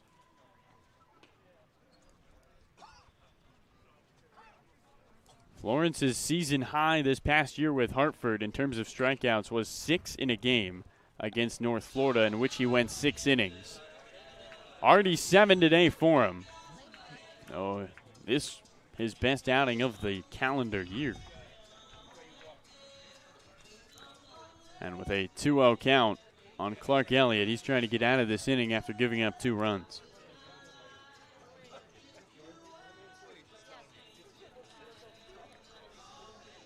"15 batters have come up against Florence, 7 have struck out. Clark Elliott, the sophomore out of Michigan, who's been one of the bright spots on this Hyannis team, 308 average. Though Elliott, not a power hitter, only 1 home run on the year. And that is his only extra base hit of the summer. So Troop heads back to the dugout. And with 2 outs and a 2-0 count, Hardigan will retake his lead at second, Pendleton at first. Hyannis with a 4-0 lead over the Orleans Firebirds, trying to win just their 4th game of the summer of 2021. Nathan Florence, who's got a season high in strikeouts, including his collegiate spring at Hartford, deals home. And the 2-0 misses low. 3 balls and no strikes to the lefty. A walk would load the bases with Kyle Ball, the senior out of Stetson, waiting on deck. Florence sets at the bell. 3-0. And a 4-pitch walk to the leadoff lefty, Clark Elliott. And the bases are juiced for Hyannis with 2 outs in the bottom of the 6th.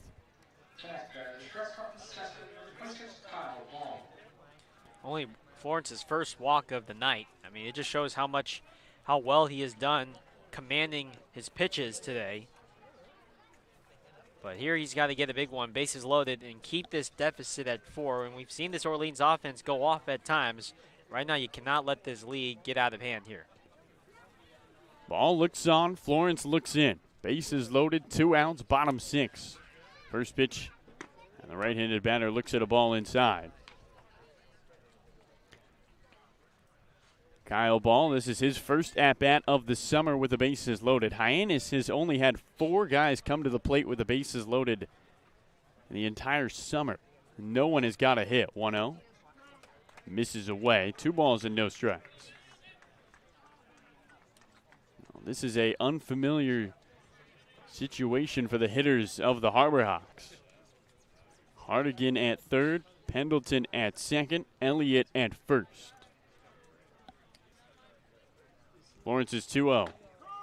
Strike at the top of the zone, and after 6 straight balls, he finds the strike zone. The count, 2 balls and a strike. Overcast skies, Garrett. Seems like every game we have, it's overcast. You could transport me to any field with overcast skies. I couldn't tell you what day it is. 2-1. Low. 3 balls and a strike, and Florence has to come into ball with nowhere to put him, with 3 ducks on the pond.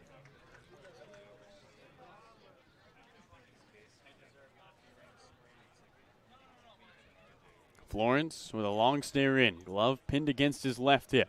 He now comes set at the letters. Kicks high. 3-1. Ball 4 upstairs, and that will walk home a run. Kyle Ball jogs down to first, and Mitchell Hardigan jogs in from third. Base is still loaded. Another run on the board, and Kelly Nicholson's going to go talk to his reliever out of Hartford. It's 5-0 Hyannis in the bottom of the 6th. Yep, and this is going to be it for Nathan Florence. And despite him walking in that run, really good outing, an encouraging outing from Florence moving forward to know that he can be a guy that can eat up some innings and have swing and miss stuff. And he'll give way now to Jeff Pramel for Orleans, who will try and get the Firebirds out of this jam here. Pramel will come in. Florence will sit down. 7 strikeouts for Nathan Florence. That is a season high, including his collegiate year at Hartford. So a strong outing, one of his best stuff, but just could not finish it and get the final out in the 6th. We'll step aside and come right back on the Birds Broadcast Network. It'll be the lefty Luke Mann against Jeff Pramel with the bases loaded and 2 outs. Orleans trailing Hyannis 5-0.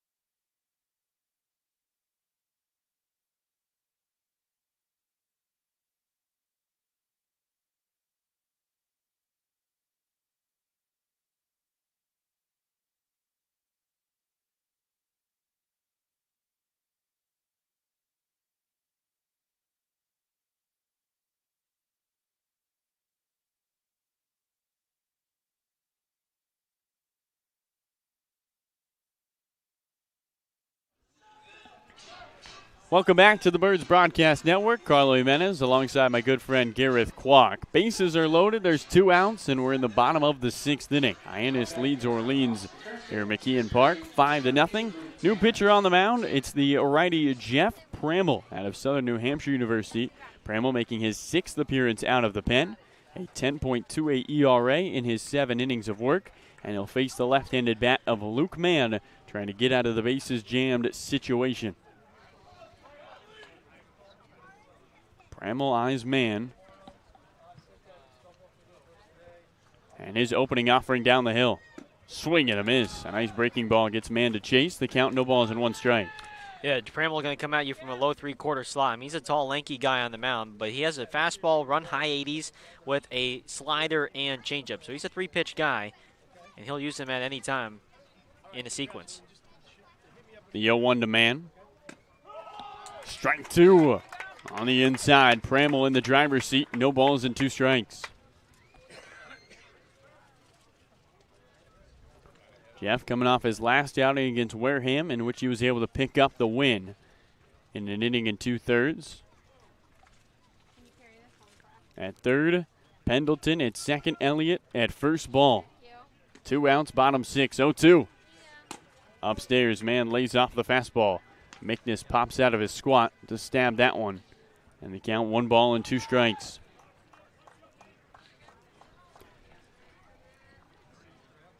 Orleans trying to stay in this game. Harborhawks looking to blow it open. 1-2. And Mann swings and bloops one into center field. That's going to drop for a base hit. Around third, coming home is Pendleton. Following him is Elliott.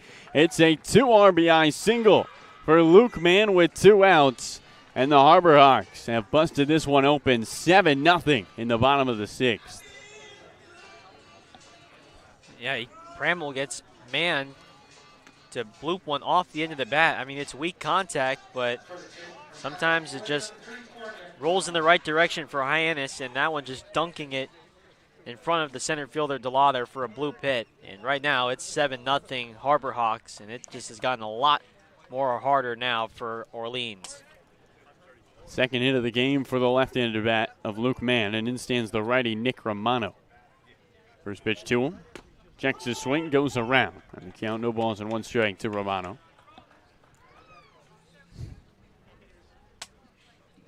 A 2 out, 2 RBI single by Mann. And a steep hill to climb for the Orleans Firebirds. The 0-1. Swinging a ground ball, first base side, right at the first baseman, Trey Harmon. He gloves it at the ankles, jogs to first, and steps on the bag. That will do it for the bottom of the 6th inning. 2 hits, 2 left on, 3 runs come in, and the Harbor Hawks add to their lead. It's 7-0 Hyannis through 6. Gareth Kwok will have you the rest of the way when we return on the Birds Broadcast Network.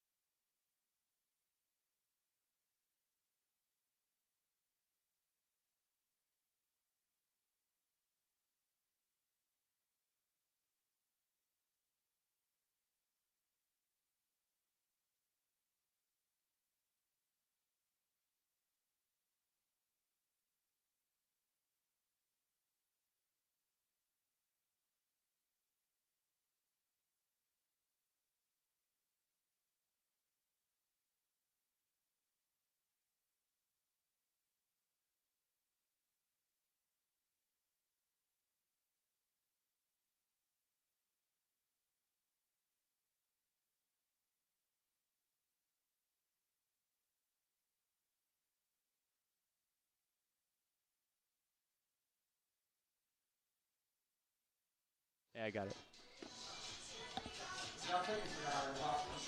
Back here on the Birds Broadcast Network, Gareth Kwok alongside Carl Jimenez, and we are in the top of the 7th here live from McKeon Park in Hyannis with Orleans down by 7. The Harbor Hawks have played at home 3 in the 6th inning. And it's now up to Corey Acton, Julio Marcano, and Justin Mickness trying to get things going here against a new pitcher for Hyannis. It's Sam Beck on the mound. First pitch. Beck misses outside for ball 1, 1-0. Sam Beck, the grad transfer committed to the University of San Francisco. 1-0 pitch. Acton lines one in the right field for a base hit. Corey Acton, the future Georgia Bulldog, is aboard. And he picks up his 2nd hit of the ball game. He doubled down the left field line back in the 2nd. And he's aboard now for Julio Marcano. Sometimes, Gareth, when you see a guy like Saravo be so dominant, just him getting out of the game can boost your confidence. Seeing a new pitcher on the mound and Acton able to get a leadoff knock, we'll see if the Firebirds can capitalize. First pitch to Marcano. Julio Marcano is a swing and a miss on the breaking ball low and away for strike 1. Adrian Saravo's final line goes like this. He pitches 6 innings, gives up 5 hits, no runs, 2 walks, and strikes out 4. A 1 pitch, and a check swing in the dirt. Gets away from Pendleton. Acton will go to second. Marcano goes around on the ball in the dirt, and it's 0-2 now. So a wild pitch allows Acton to go to second. And for Orleans right now, still 3 opportunities for them to chip into this deficit. Down 7 against the worst team in the league here on the Cape in Hyannis. 0-2. In the dirt again, blocked by Pendleton, and it's 1 ball, 2 strikes. But they make no mistake. Hyannis has played a very solid They played the solid 9 innings yesterday in Falmouth in the win, and they have played a very good 6 innings so far in this one. And Beck will chase Acton back to second as he picks up his leg and fakes a move to second. Julio Marcano 0 for 2. He has popped out to short and he has struck out swinging. 1 ball, 2 strikes. The right-hander throws. And Marcano takes a fastball right down the middle for strike 3. No one hurts with a runner at second, because even if you're able to hit one in the field, most likely Hyannis goes to first, and Acton moves into sacrifice fly position with a runner 90 feet away and 1 out. Here's Justin McNiss now, left-handed batter out of Kent State. He's 0 for 2 as well today. First pitch. Fastball blocked in the dirt, and Pendleton able to keep it in front of him. Ball 1 to McNiss. Beck really struggling with control right now. He's hit the dirt more than he's hit Pendleton's glove. Beck, who was just activated onto the roster on Sunday, he pitched a little bit for YD, as a matter of fact, this summer. He made 5 appearances for the Red Sox and only pitched 5 2/3 innings with 4 strikeouts, 1-0. McNiss takes away. Ball 2, 2-0. Committed to USF after a stint at Lynn University, which is a D2 college. He's a grad transfer. Will be playing his last year with the Dons of the University of San Francisco. Beck on the 2-0, misses outside again. 3 balls, no strikes. Beck started his career 3 years ago at D3 Skidmore College in Saratoga Springs, before then transferring to Lynn University, and then now making it up to D1. 3-0 is in there for a called strike. 3-1 to McNiss with David Marcano on deck. Beck's a big, tall guy, 6'3", 200 pounds. From the East Coast, he's from Warren, New Jersey. At the set, 3-1. McNiss takes outside for ball 4. That's the 9th walk of the summer for Justin McNiss, who's got one of the best eyes on the team. Firebirds need base runners, and McNiss gets aboard. See if David Marcano out of the 9 spot can produce some runs. Justin McNiss, who leads the team in walks. And now David Marcano, right-handed batter, and tonight's starting shortstop for the Firebirds. He digs in. Orleans looking for some offensive firepower in these last 3 innings. Down 7. First pitch is a high strike on the inside corner, 0-1. Marcano did not like that call from the home plate umpire. It's 0-1. Beck hunched over, dangling his arm, now gets the sign from his catcher, Pendleton, 0-1. Breaking ball, taken low in the dirt for ball 1. 1 ball, 1 strike.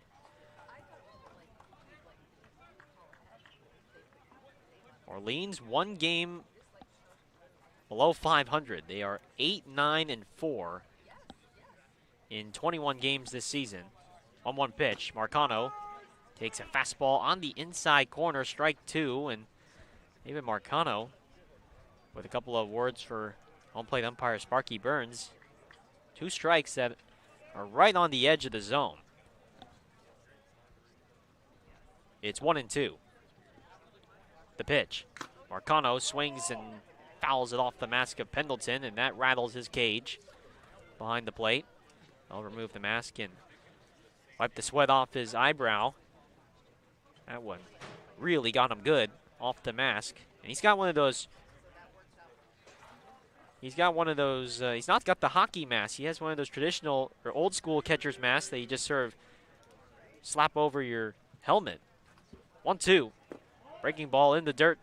Taken for ball 2. 2-2. Yeah, similar to umpire Sparky Burns' mask. Yeah, I think a lot more modern technology and engineering. You got the hockey mask, a little bit more padding, but he's got the bear of the bear. 2-2 pitch, swing and a miss. Marcano goes down swinging. And Sam Beck picks up his second strikeout, and now here comes Jeff Costello for Orleans. Firebirds got a leadoff single back in the 6th. They left the runner stranded. Do not want to repeat the same crime here in the 7th. Got to capitalize.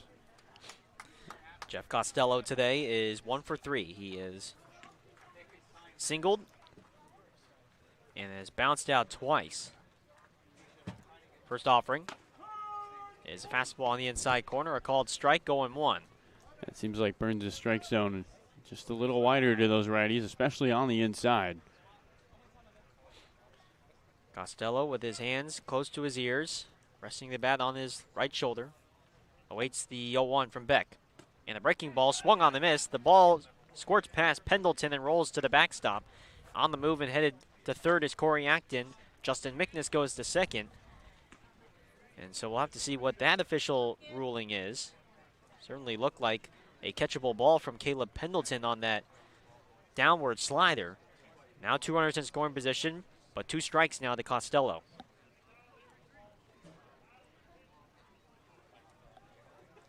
Oh and 2. Beck at the belt, deals. And Costello pops it up behind home plate, and it's going to bounce foul out of play. Just behind us, just over our heads, and it's 0-2 to the Northeastern right fielder, Jeff Costello.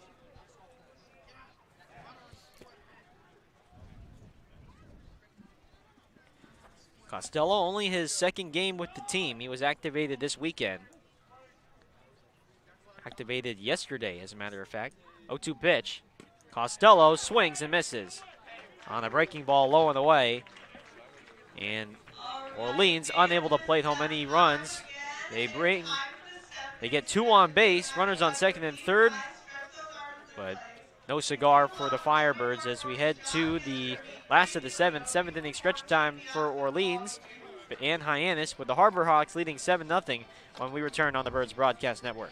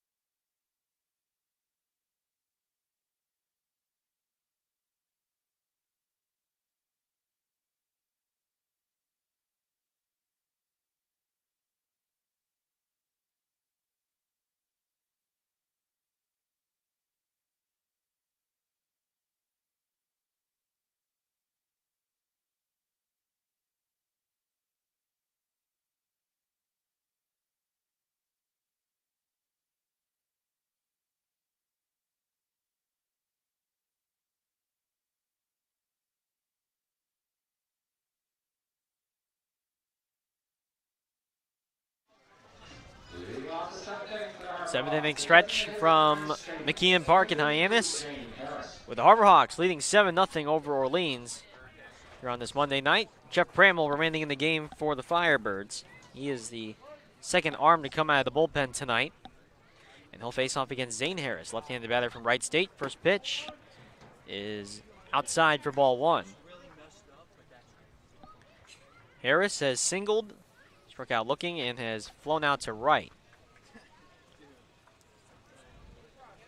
For the rising redshirt senior, swings at the 1-0 and pops one up in the infield in front of second base. David Marcano calling off his younger brother Julio Marcano, and he makes a catch for the first out of the 7th. So that's how it works. You're 5 minutes older and you get the call off your brother? Yeah, that's how the pop-up priority actually works. That's a big 5 minutes that David's got on Julio. I mean, I wonder what else he gets priority for because of those 5 minutes. I really want to know what their conversations are like up the middle. I mean, are they can't be talking about the game all the time. They got to be probably talking some smack. Well, do they even talk? Maybe they just communicate telepathically because they're twins. David older than Julio by just 5 minutes as Dom Johnson lays down the bunt along the third base side. Locklear gloves it, throws to first, and he throws it away toward the Orleans bullpen. Johnson rounding second. He'll stop there at second base. So Dominic Johnson, who had struck out 3 times, decides I'll lay down the bunt up by 7. And it was a good one. Past the pitcher Pramble, and then Locklear able to glove it, but then the throw way up the line, and not much Trey Harmon could do at first, so it should go as an infield single and then an error on Locklear. The third of the Firebirds, the third from the Firebirds today. An uncharacteristic defensive showing for Orleans, the best defensive team on the Cape. Bramble now versus Mitchell Hardigan. First pitch, fastball at the knees, a called strike 1. 0-1 to Hardigan. Firebirds coming into this game, 16 errors on the season, and already 3 today. Bramble at the belt. The 0-1 pitch is a ground ball into center field, another base hit. Rounding third and coming home is Johnson. Delander's throw is going to be cut off.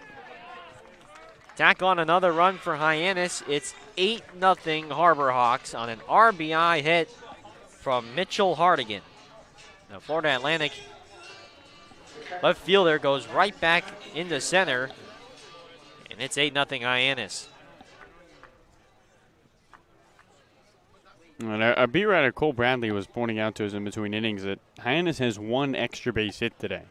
And there's just been a lot of singles and defensive errors by Orleans that have led to this 8-0 lead. And the one double, Gareth, is when Clark Elliott bounced it up the middle, took a bad hop underneath the glove of the shortstop David Marcano, and he was able to go 2. Right-handed batting, Pendleton stands in. First pitch, swing and a miss. He is way on front of the slider.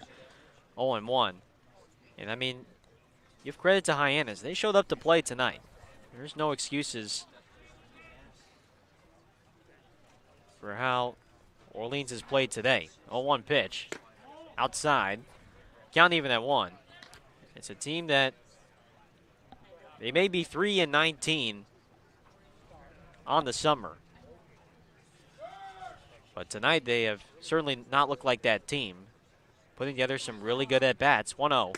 Pendleton with a half-hearted swing. And a wave and a miss. It's 1-2. Boy, that was a rough swing from Pendleton. He was badly fooled. Hardigan at first, 1 out. 8-0 Hyannis. 1-2 pitch. And a line drive off the glove of Locklear on a bounce, and it goes into left field for a single. Throw to second to get Hardigan, who was rounding the bag, is late. Not in time by Luke Keishel, the left fielder, to Julio Marcano, the second baseman. And there's another single for Hyannis. That time, a topspin grounder that Tyler Locklear was unable to handle on the dive to his left. You mentioned it, Garrett. The record not really reflexive of how the team is doing, especially as of late. Hyannis, in their last 4 games, they put up 26 runs.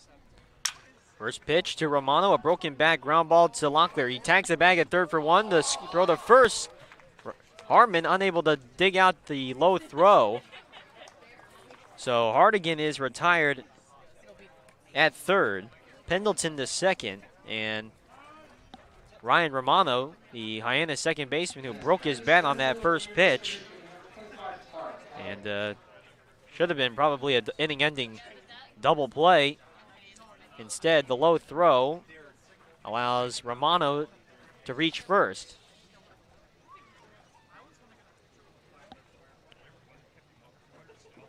So he'll go as a fielder's choice.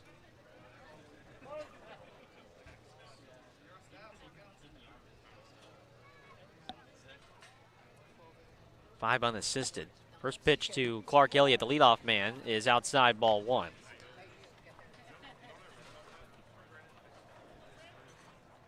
It has not been the cleanest defensive showing from Orleans tonight. 3 errors. There have been some balls that have been juggled out in the outfield. 1-0. Elliott, ground ball into center field again. Another single for Hyannis. Coming in to score is Pendleton. Here's the throw. It's late and up the line. And it's a 9-0 lead now for the Harbor Hawks as Clark Elliott picks up his second hit of the ball game and an RBI single. It's 9-0 Hyannis. The Firebirds now have surrendered a total of 20 runs in the last 2 games.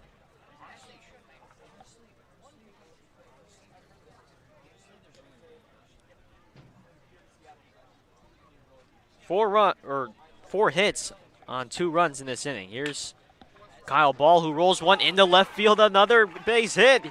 Rounding third and coming in to score is Romano. The Orleans infield.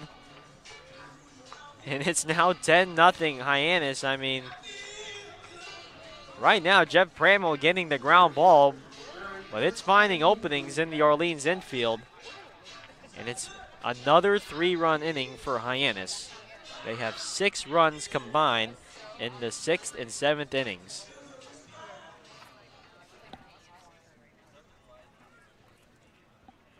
This hurts. If you're Orleans. I mean, coming off a game in which you thought you had a win last night at OID, and then it all falls apart, and it looks like, we talked to Ryan Kirkring post-game, how do you mentally bounce back? And he said, you forget about it. And it just doesn't look like the Firebirds have forgot about that loss. Here's Luke Mann, left-handed batter committed to University of Missouri. First pitch is a swing and a miss.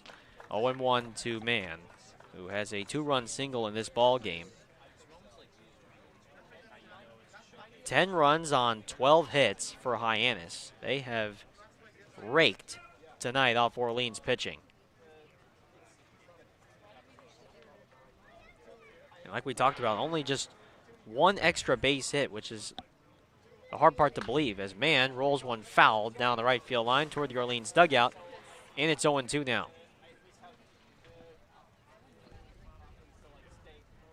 Last time we were here at Hyannis, we had a fog delay, a fog out I should say, that ended the game in the 6th. No fog in the forecast today. 0-2, Pramel at the set deals. And the breaking ball, Mann hammers it deep to right field. Costello looking up at the wall, and it's gone. The onslaught continues. A 3-run line drive home run off the bat of Luke Mann. The Missouri third baseman with his 5th RBI of the ball game. His 16th run batted in on the summer and his 3rd home run of the summer, and Hyannis is having fun, folks. It's 13-0 here in the bottom of the 7th. Well, when you haven't won in front of your home fans since June 21st, you're going to have fun. And on their way to ending their 11-game home losing streak. Nick Romano takes a first pitch ball up high.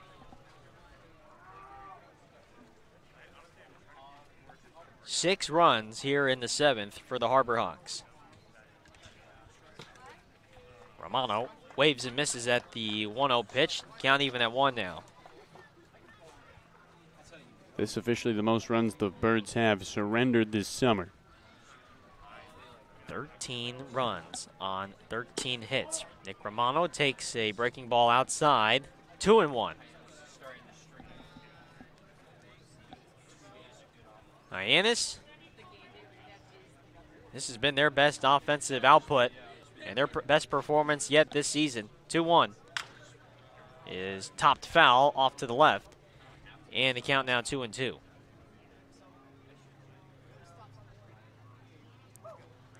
Orleans will be back in action tomorrow at Cotuit. 5 p.m. first pitch. We'll have pregame at 4:45. As Orleans will look to salvage a game in this 3-game road trip. Romano on the 2-2 takes inside, not by much. And the count is full 3-2.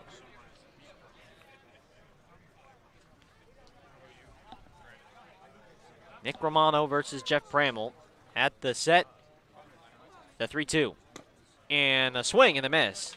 Romano chases on a slider. Strikeout number 1 for Jeff Pramel, and the damage has been done here in the bottom of the 7th. The Harbor Hawks played home 6 runs on 6 hits, 1 error, none are left stranded, and we head now to the 8th with Orleans down by 13 against the Harbor Hawks, and we'll return on the Birds Broadcast Network.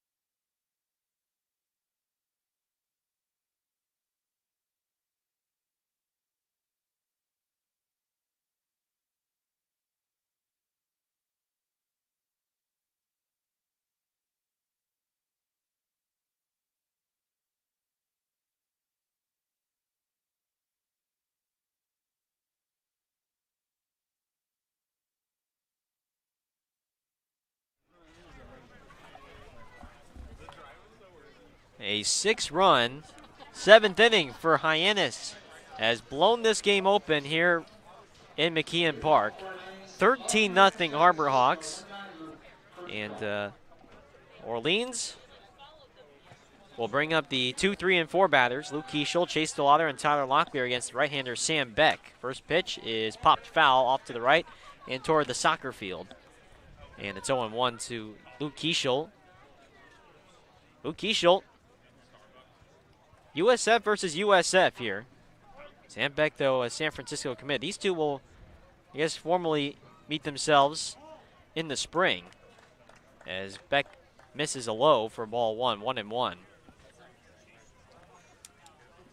So Luke Keishel and Sam Beck will be teammates in a couple of months. 1-1.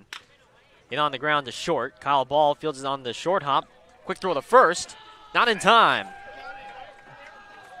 Kyle Ball decided to play that ground ball on the final hop. He didn't charge that ball. He kind of played that off on the long hop and had to get rid of it quickly. And Keishel, who runs well, able to beat it out and leadoff man aboard for Chase DeLauder. 3rd straight inning, the Firebirds have gotten a leadoff hit. And we'll see if the 3rd time is the charm to try to bring home the runner.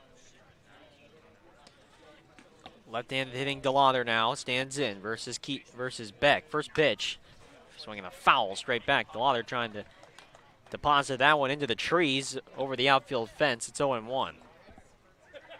Chase is 1 for 2 today. He has bounced out to second, drawn a walk, and he has singled to center.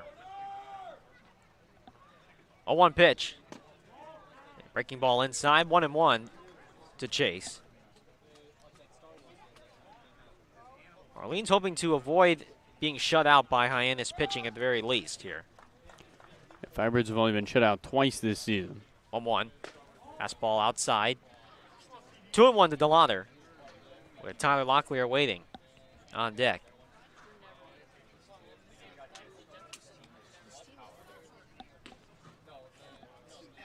Two and one, the pitch. And DeLauder slices one down the left field line toward the foul pole. This ball is off the wall. And Keishel in the third, DeLauder in the second. The Orleans dugout thinks that's a home run. Instead, they have ruled it a ground rule double, I believe.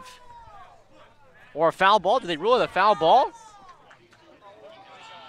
They ruled that a foul ball. I thought the ruling was because they thought it was a ground rule double instead of a home run.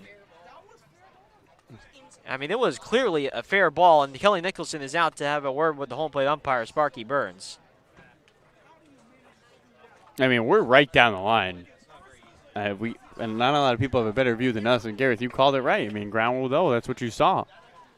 And now the umpires will gather around and try and see what they think. And again, I apologize because I thought, I mean, it was such a fair ball. I was just deciding You whether called the right play. I didn't know if it was either a home run or if it was a ground rule double. At first, I wasn't quite sure. It's a chain link fence, so it's hard to see if that ball goes over the fence or if it goes up against the fence here.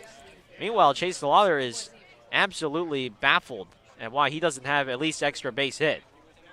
And for Chase, that would be his second hit And of the the night. umpires have confirmed that it's a foul ball, and the Orleans fans are letting the umpires hear it, and rightfully so.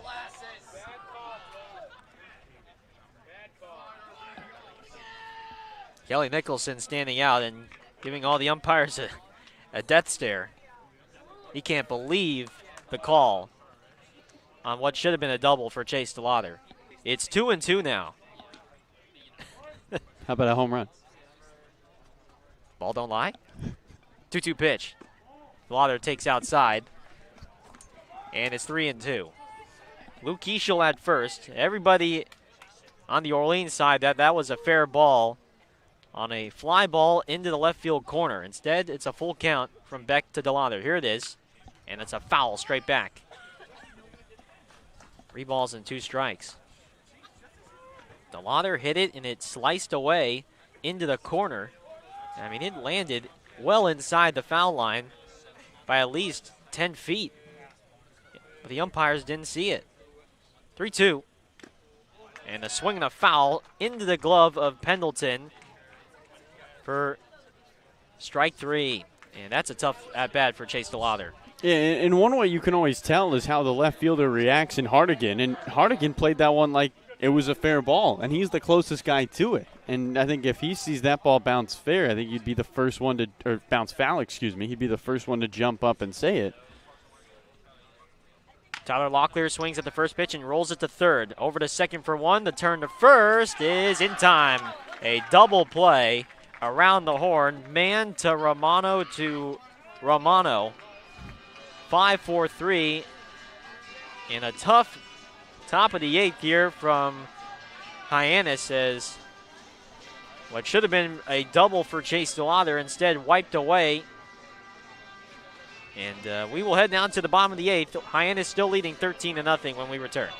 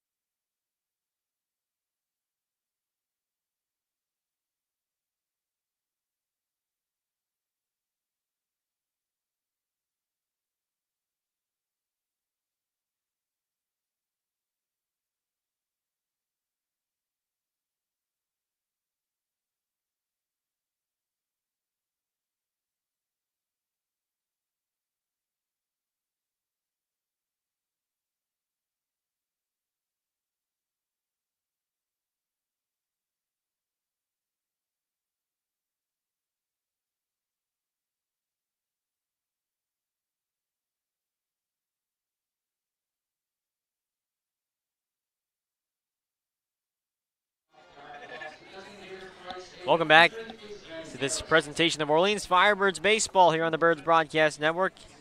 13-0. That is not a typo that you see there on the screen. For this audio-only presentation, Gareth Guak alongside Carlo Jimenez and our sideline reporter Noah Searson. First pitch to Zane Harris from Jeff Bramble is a strike, 0-1. Orleans just trying to get this into the 9th. Down 13 to Hyannis. 0-1 pitch. In on the ground, soft for the shortstop. Marcano fields it off his left foot, throws to first, 1 away.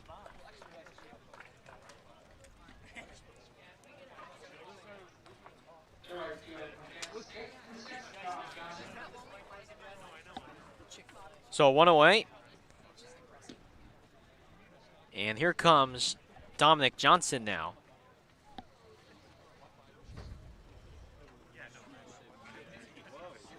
Johnson laid down a nice bunt back in the 7th inning. And then Tyler Locklear threw the ball away that allowed him to go to second. First pitch. Johnson takes a breaking ball at the belt for a called strike, 0-1. He's 1 for 3 with 3 strikeouts and an infield hit. A bunt single. Bramble at the set. And the 0-1. Swinging a foul straight back, and it's 0-2. Orleans,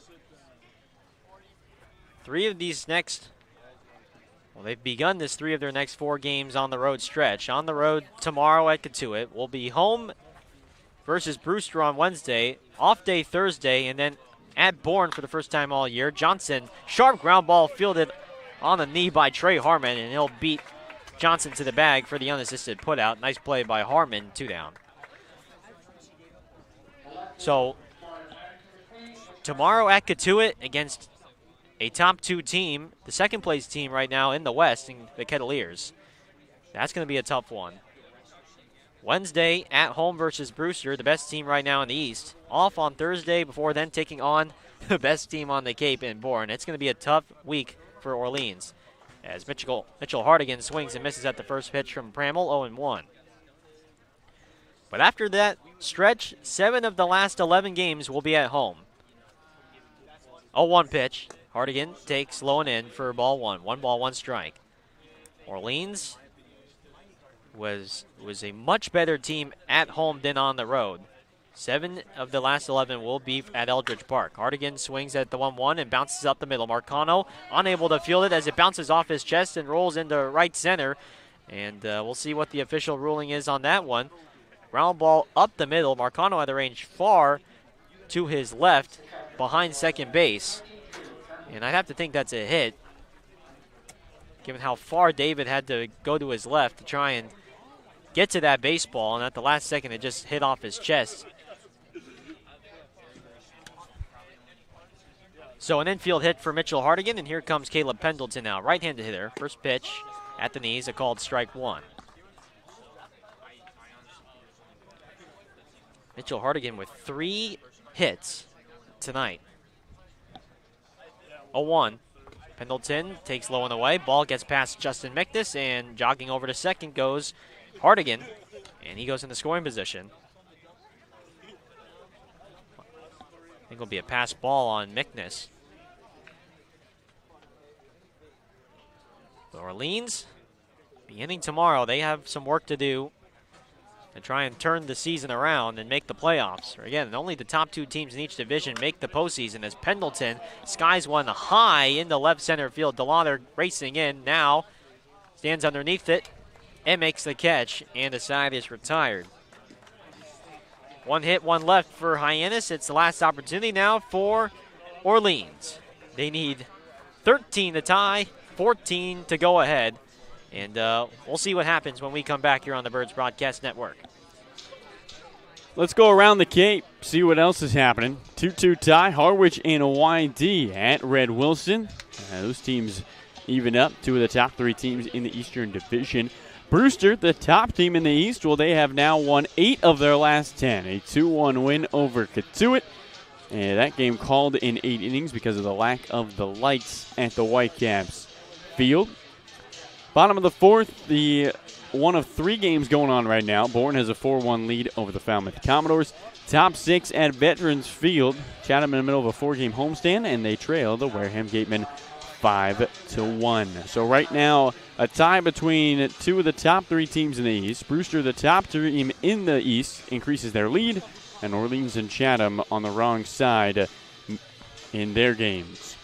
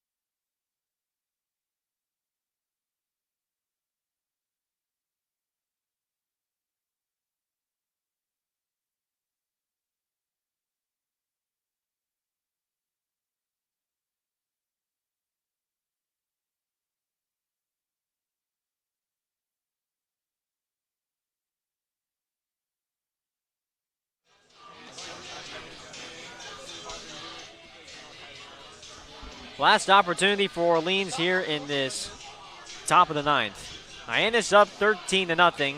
Firebirds need 13 to tie, 14 to go ahead. Not impossible. It's not impossible, but they're going to face off against a new pitcher here for the Harbor Hawks, the rising senior from Gardner-Webb University, Kyle Skidmore. The left-hander, 6'3", 200 pounds, from Franklin, Massachusetts, just an hour-and-a-half drive from Hyannis. And the first pitch to Trey Harmon is a big bouncer foul down the left field line, 0-1. So Kyle Skidmore comes in, and is the second pitcher out of the bullpen for Gary Calhoun and the Harbor Hawks. It's been very good pitching from Hyannis so far today. 2 scoreless from Zam Beck. He departs. Now the lefty Skidmore tries to salvage it as Harmon laces one on the line right at the third baseman man for the first out. Man didn't even have to move as Harmon hit that right on the sweet spot. And there's one away here in the 9th. I think that sums up the night. The hard ball right at the third baseman man. Here's Corey Acton now, left-handed hitter, who swings and misses on the pitch in the dirt for strike one, 0-1. Skidmore, who was just activated onto the roster Sunday. Reliable arm out of the bullpen for the running Bulldogs. Second on the team in appearances as well. 0-1 pitch. Acton slaps it foul on the ground down the left field line. And it's 0-2 to the future Georgia Bulldog, Corey Acton. Skidmore, who transferred from Hofstra after spending the last 3 years there. This was his first year with Gardner-Webb. 0-2 pitch. Acton swings and misses on the pitch low and outside. Pendleton will lob it over to first, and Acton is officially retired, and there's 2 away now.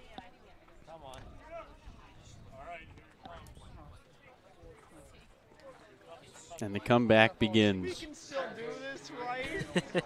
Julio Marcano will stand in now. Last chance for the Firebirds down to their final out. Julio is 0 for 3 today. Lefty versus righty, and the first offering. Marcano takes up high for ball 1, 0-1. What's ESPN saying about this game in terms of win club? 0-1 pitch. Marcano swing and the miss, and it's 0-2 now. Firebirds down to their final strike. Again, we'll be back on the air tomorrow from Cotuit at Lowell Park. 5 p.m. first pitch, 4:45 pregame. We'll have it complete coverage tomorrow night. 0-2. Marcano takes inside in the dirt. 1-2. As Orleans will look to take down the second place Cotuit Kettleers in the West. Final time those two teams will meet this summer.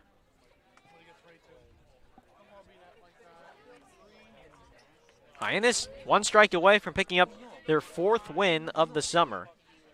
Skidmore at the chest, 1-2. And he skips it into dirt for ball 2. 2 balls, 2 strikes to Marcano.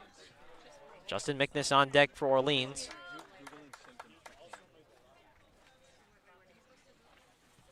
No runs on 7 hits, 3 errors for the Firebirds, 13 runs on 14 hits, no errors for Hyannis. The 2-2 pitch. Marcano on the ground to third, underneath the glove of Luke Mann and into left field. Julio keeps the game alive on a ground ball that ate up Luke Mann. He pulls his glove up just a bit too early, and that ball rolls underneath him into left field. And that'll go as an error for the third baseman from Missouri. That's a tough error for him. I mean, that ball bounced left, it bounced right, and then at the last moment, bounced back to the left. You got crossed up by it. I mean, this is such a funky infield. The hops have been wicked and nasty all night long, not just with Orleans. Marcano's going to run. First pitch to McNiss is a line drive into left field, a base hit. Julio's going to try for third, and he's going to be in there standing up. McNiss into first with a single. Didn't waste any time on the first pitch, and now David Marcano will get his opportunity here with runners on the corners and 2 outs.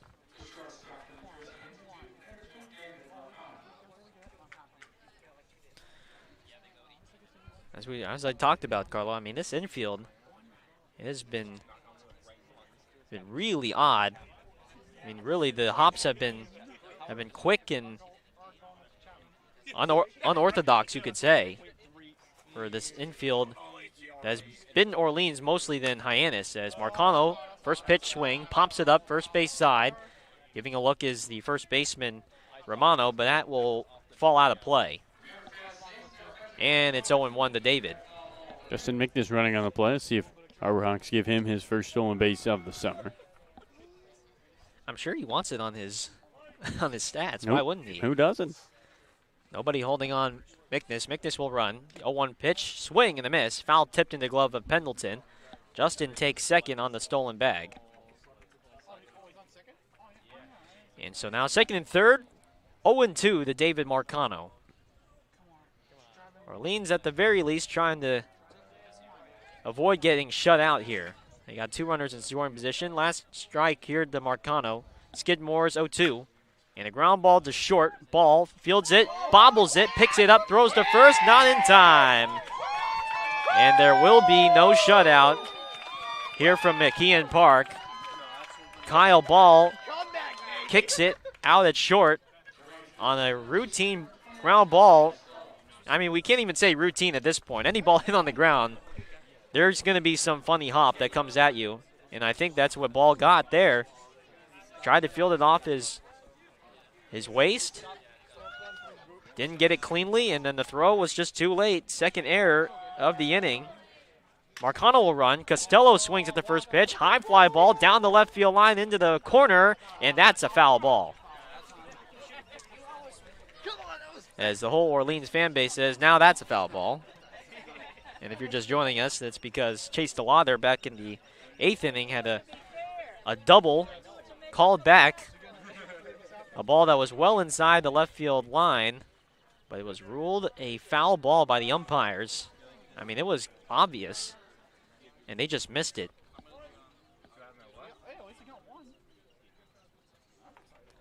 0-1, Kyle Skidmore, the lefty. 0-1 pitch, swing and a miss, as David Marcano will take second on the stolen base. He's at second, Justin Mickness at third. And now Costello down to his last strike. 0-2. 13-1 Hyannis. Orleans, at the very least, will not be shut out tonight. 1 run on 1 hit, 2 errors here in this 9th inning. 0-2. Costello pops it up foul down the right field line.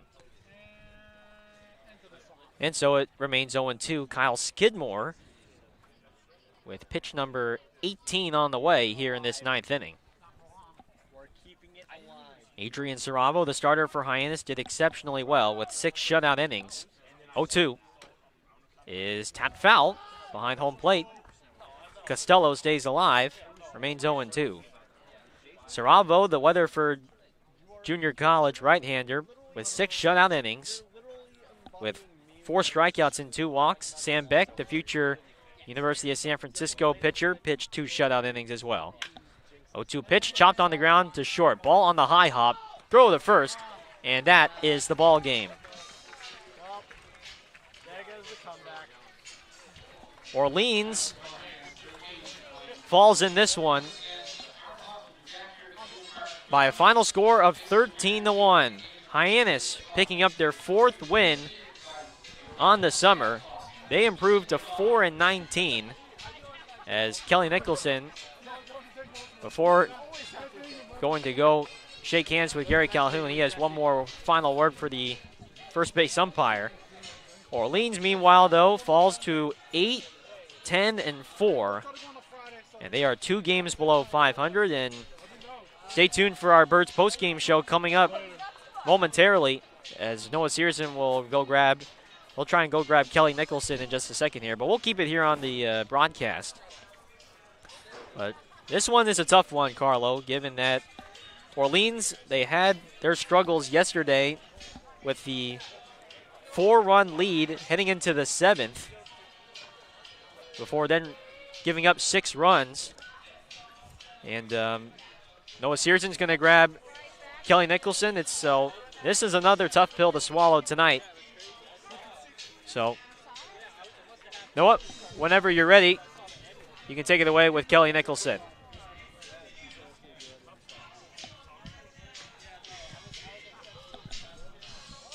All right, guys, appreciate it. So I'm on the sidelines with Skip right now, and I know this is probably not the trip to Hyannis that you had envisioned with the squad, but we're now around the halfway mark of the season, and when you're looking at the team as a whole, what's something that you'd like to see out of your guys, out of your team, as far as growth in this second half of the season? Well, it all comes down to pitching and defense has been my experience up here, and we haven't played good defense, and we haven't pitched the last 2 games. So got to do better in both those areas. And then these last couple games been a little shorthanded after the collision at the Wareham game. Is there any update into when we could be seeing Jared or Jack next? Yeah, Jared will be in the lineup tomorrow, and Jack is going to be a few more days. Is Jared going to be playing in the field as well, or is he going to be DH duties for now? We'll see, but I think he'll play the outfield tomorrow. All right, Skip, that's all I got for now. Appreciate it. Safe travels back to Orleans, and we'll catch you at Katuitt tomorrow. You bet. Thanks. Send it back to you guys in the booth. All right, thanks so much, Noah. Gareth Kwok alongside Carlo Jimenez as we wrap things up here on the Birds postgame show. That's encouraging news for Orleans fans. Jared McKenzie, who took a nasty hit with Jack Bolger back in Wareham on Friday. They both collided going after a fly ball in left center field, and both of them injured.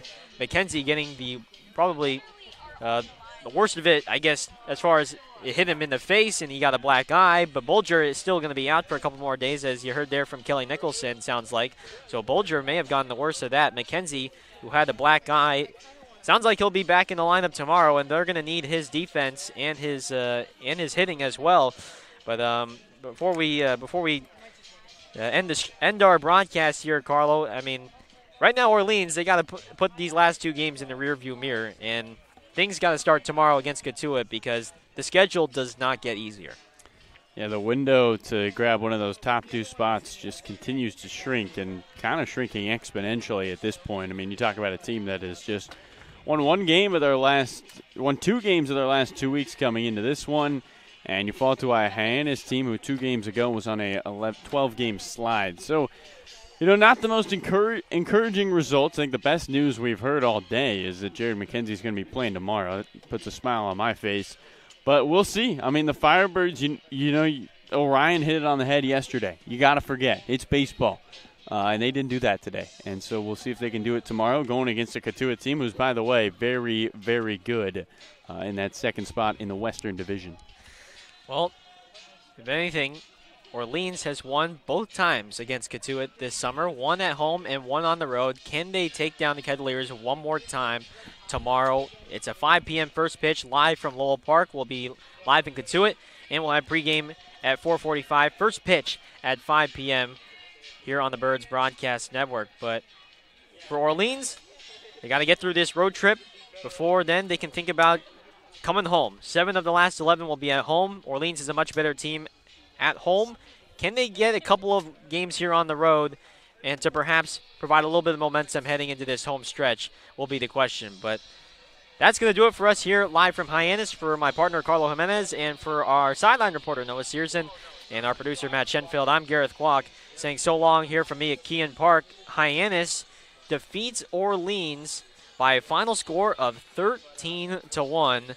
And we will see you all tomorrow when Orleans takes on Katuitt live from Lowell Park. Again, 5 p.m. first pitch, 4:45 pregame for tomorrow. Have a great rest of your Monday night, and we'll say so long from McKeon Park in Hyannis.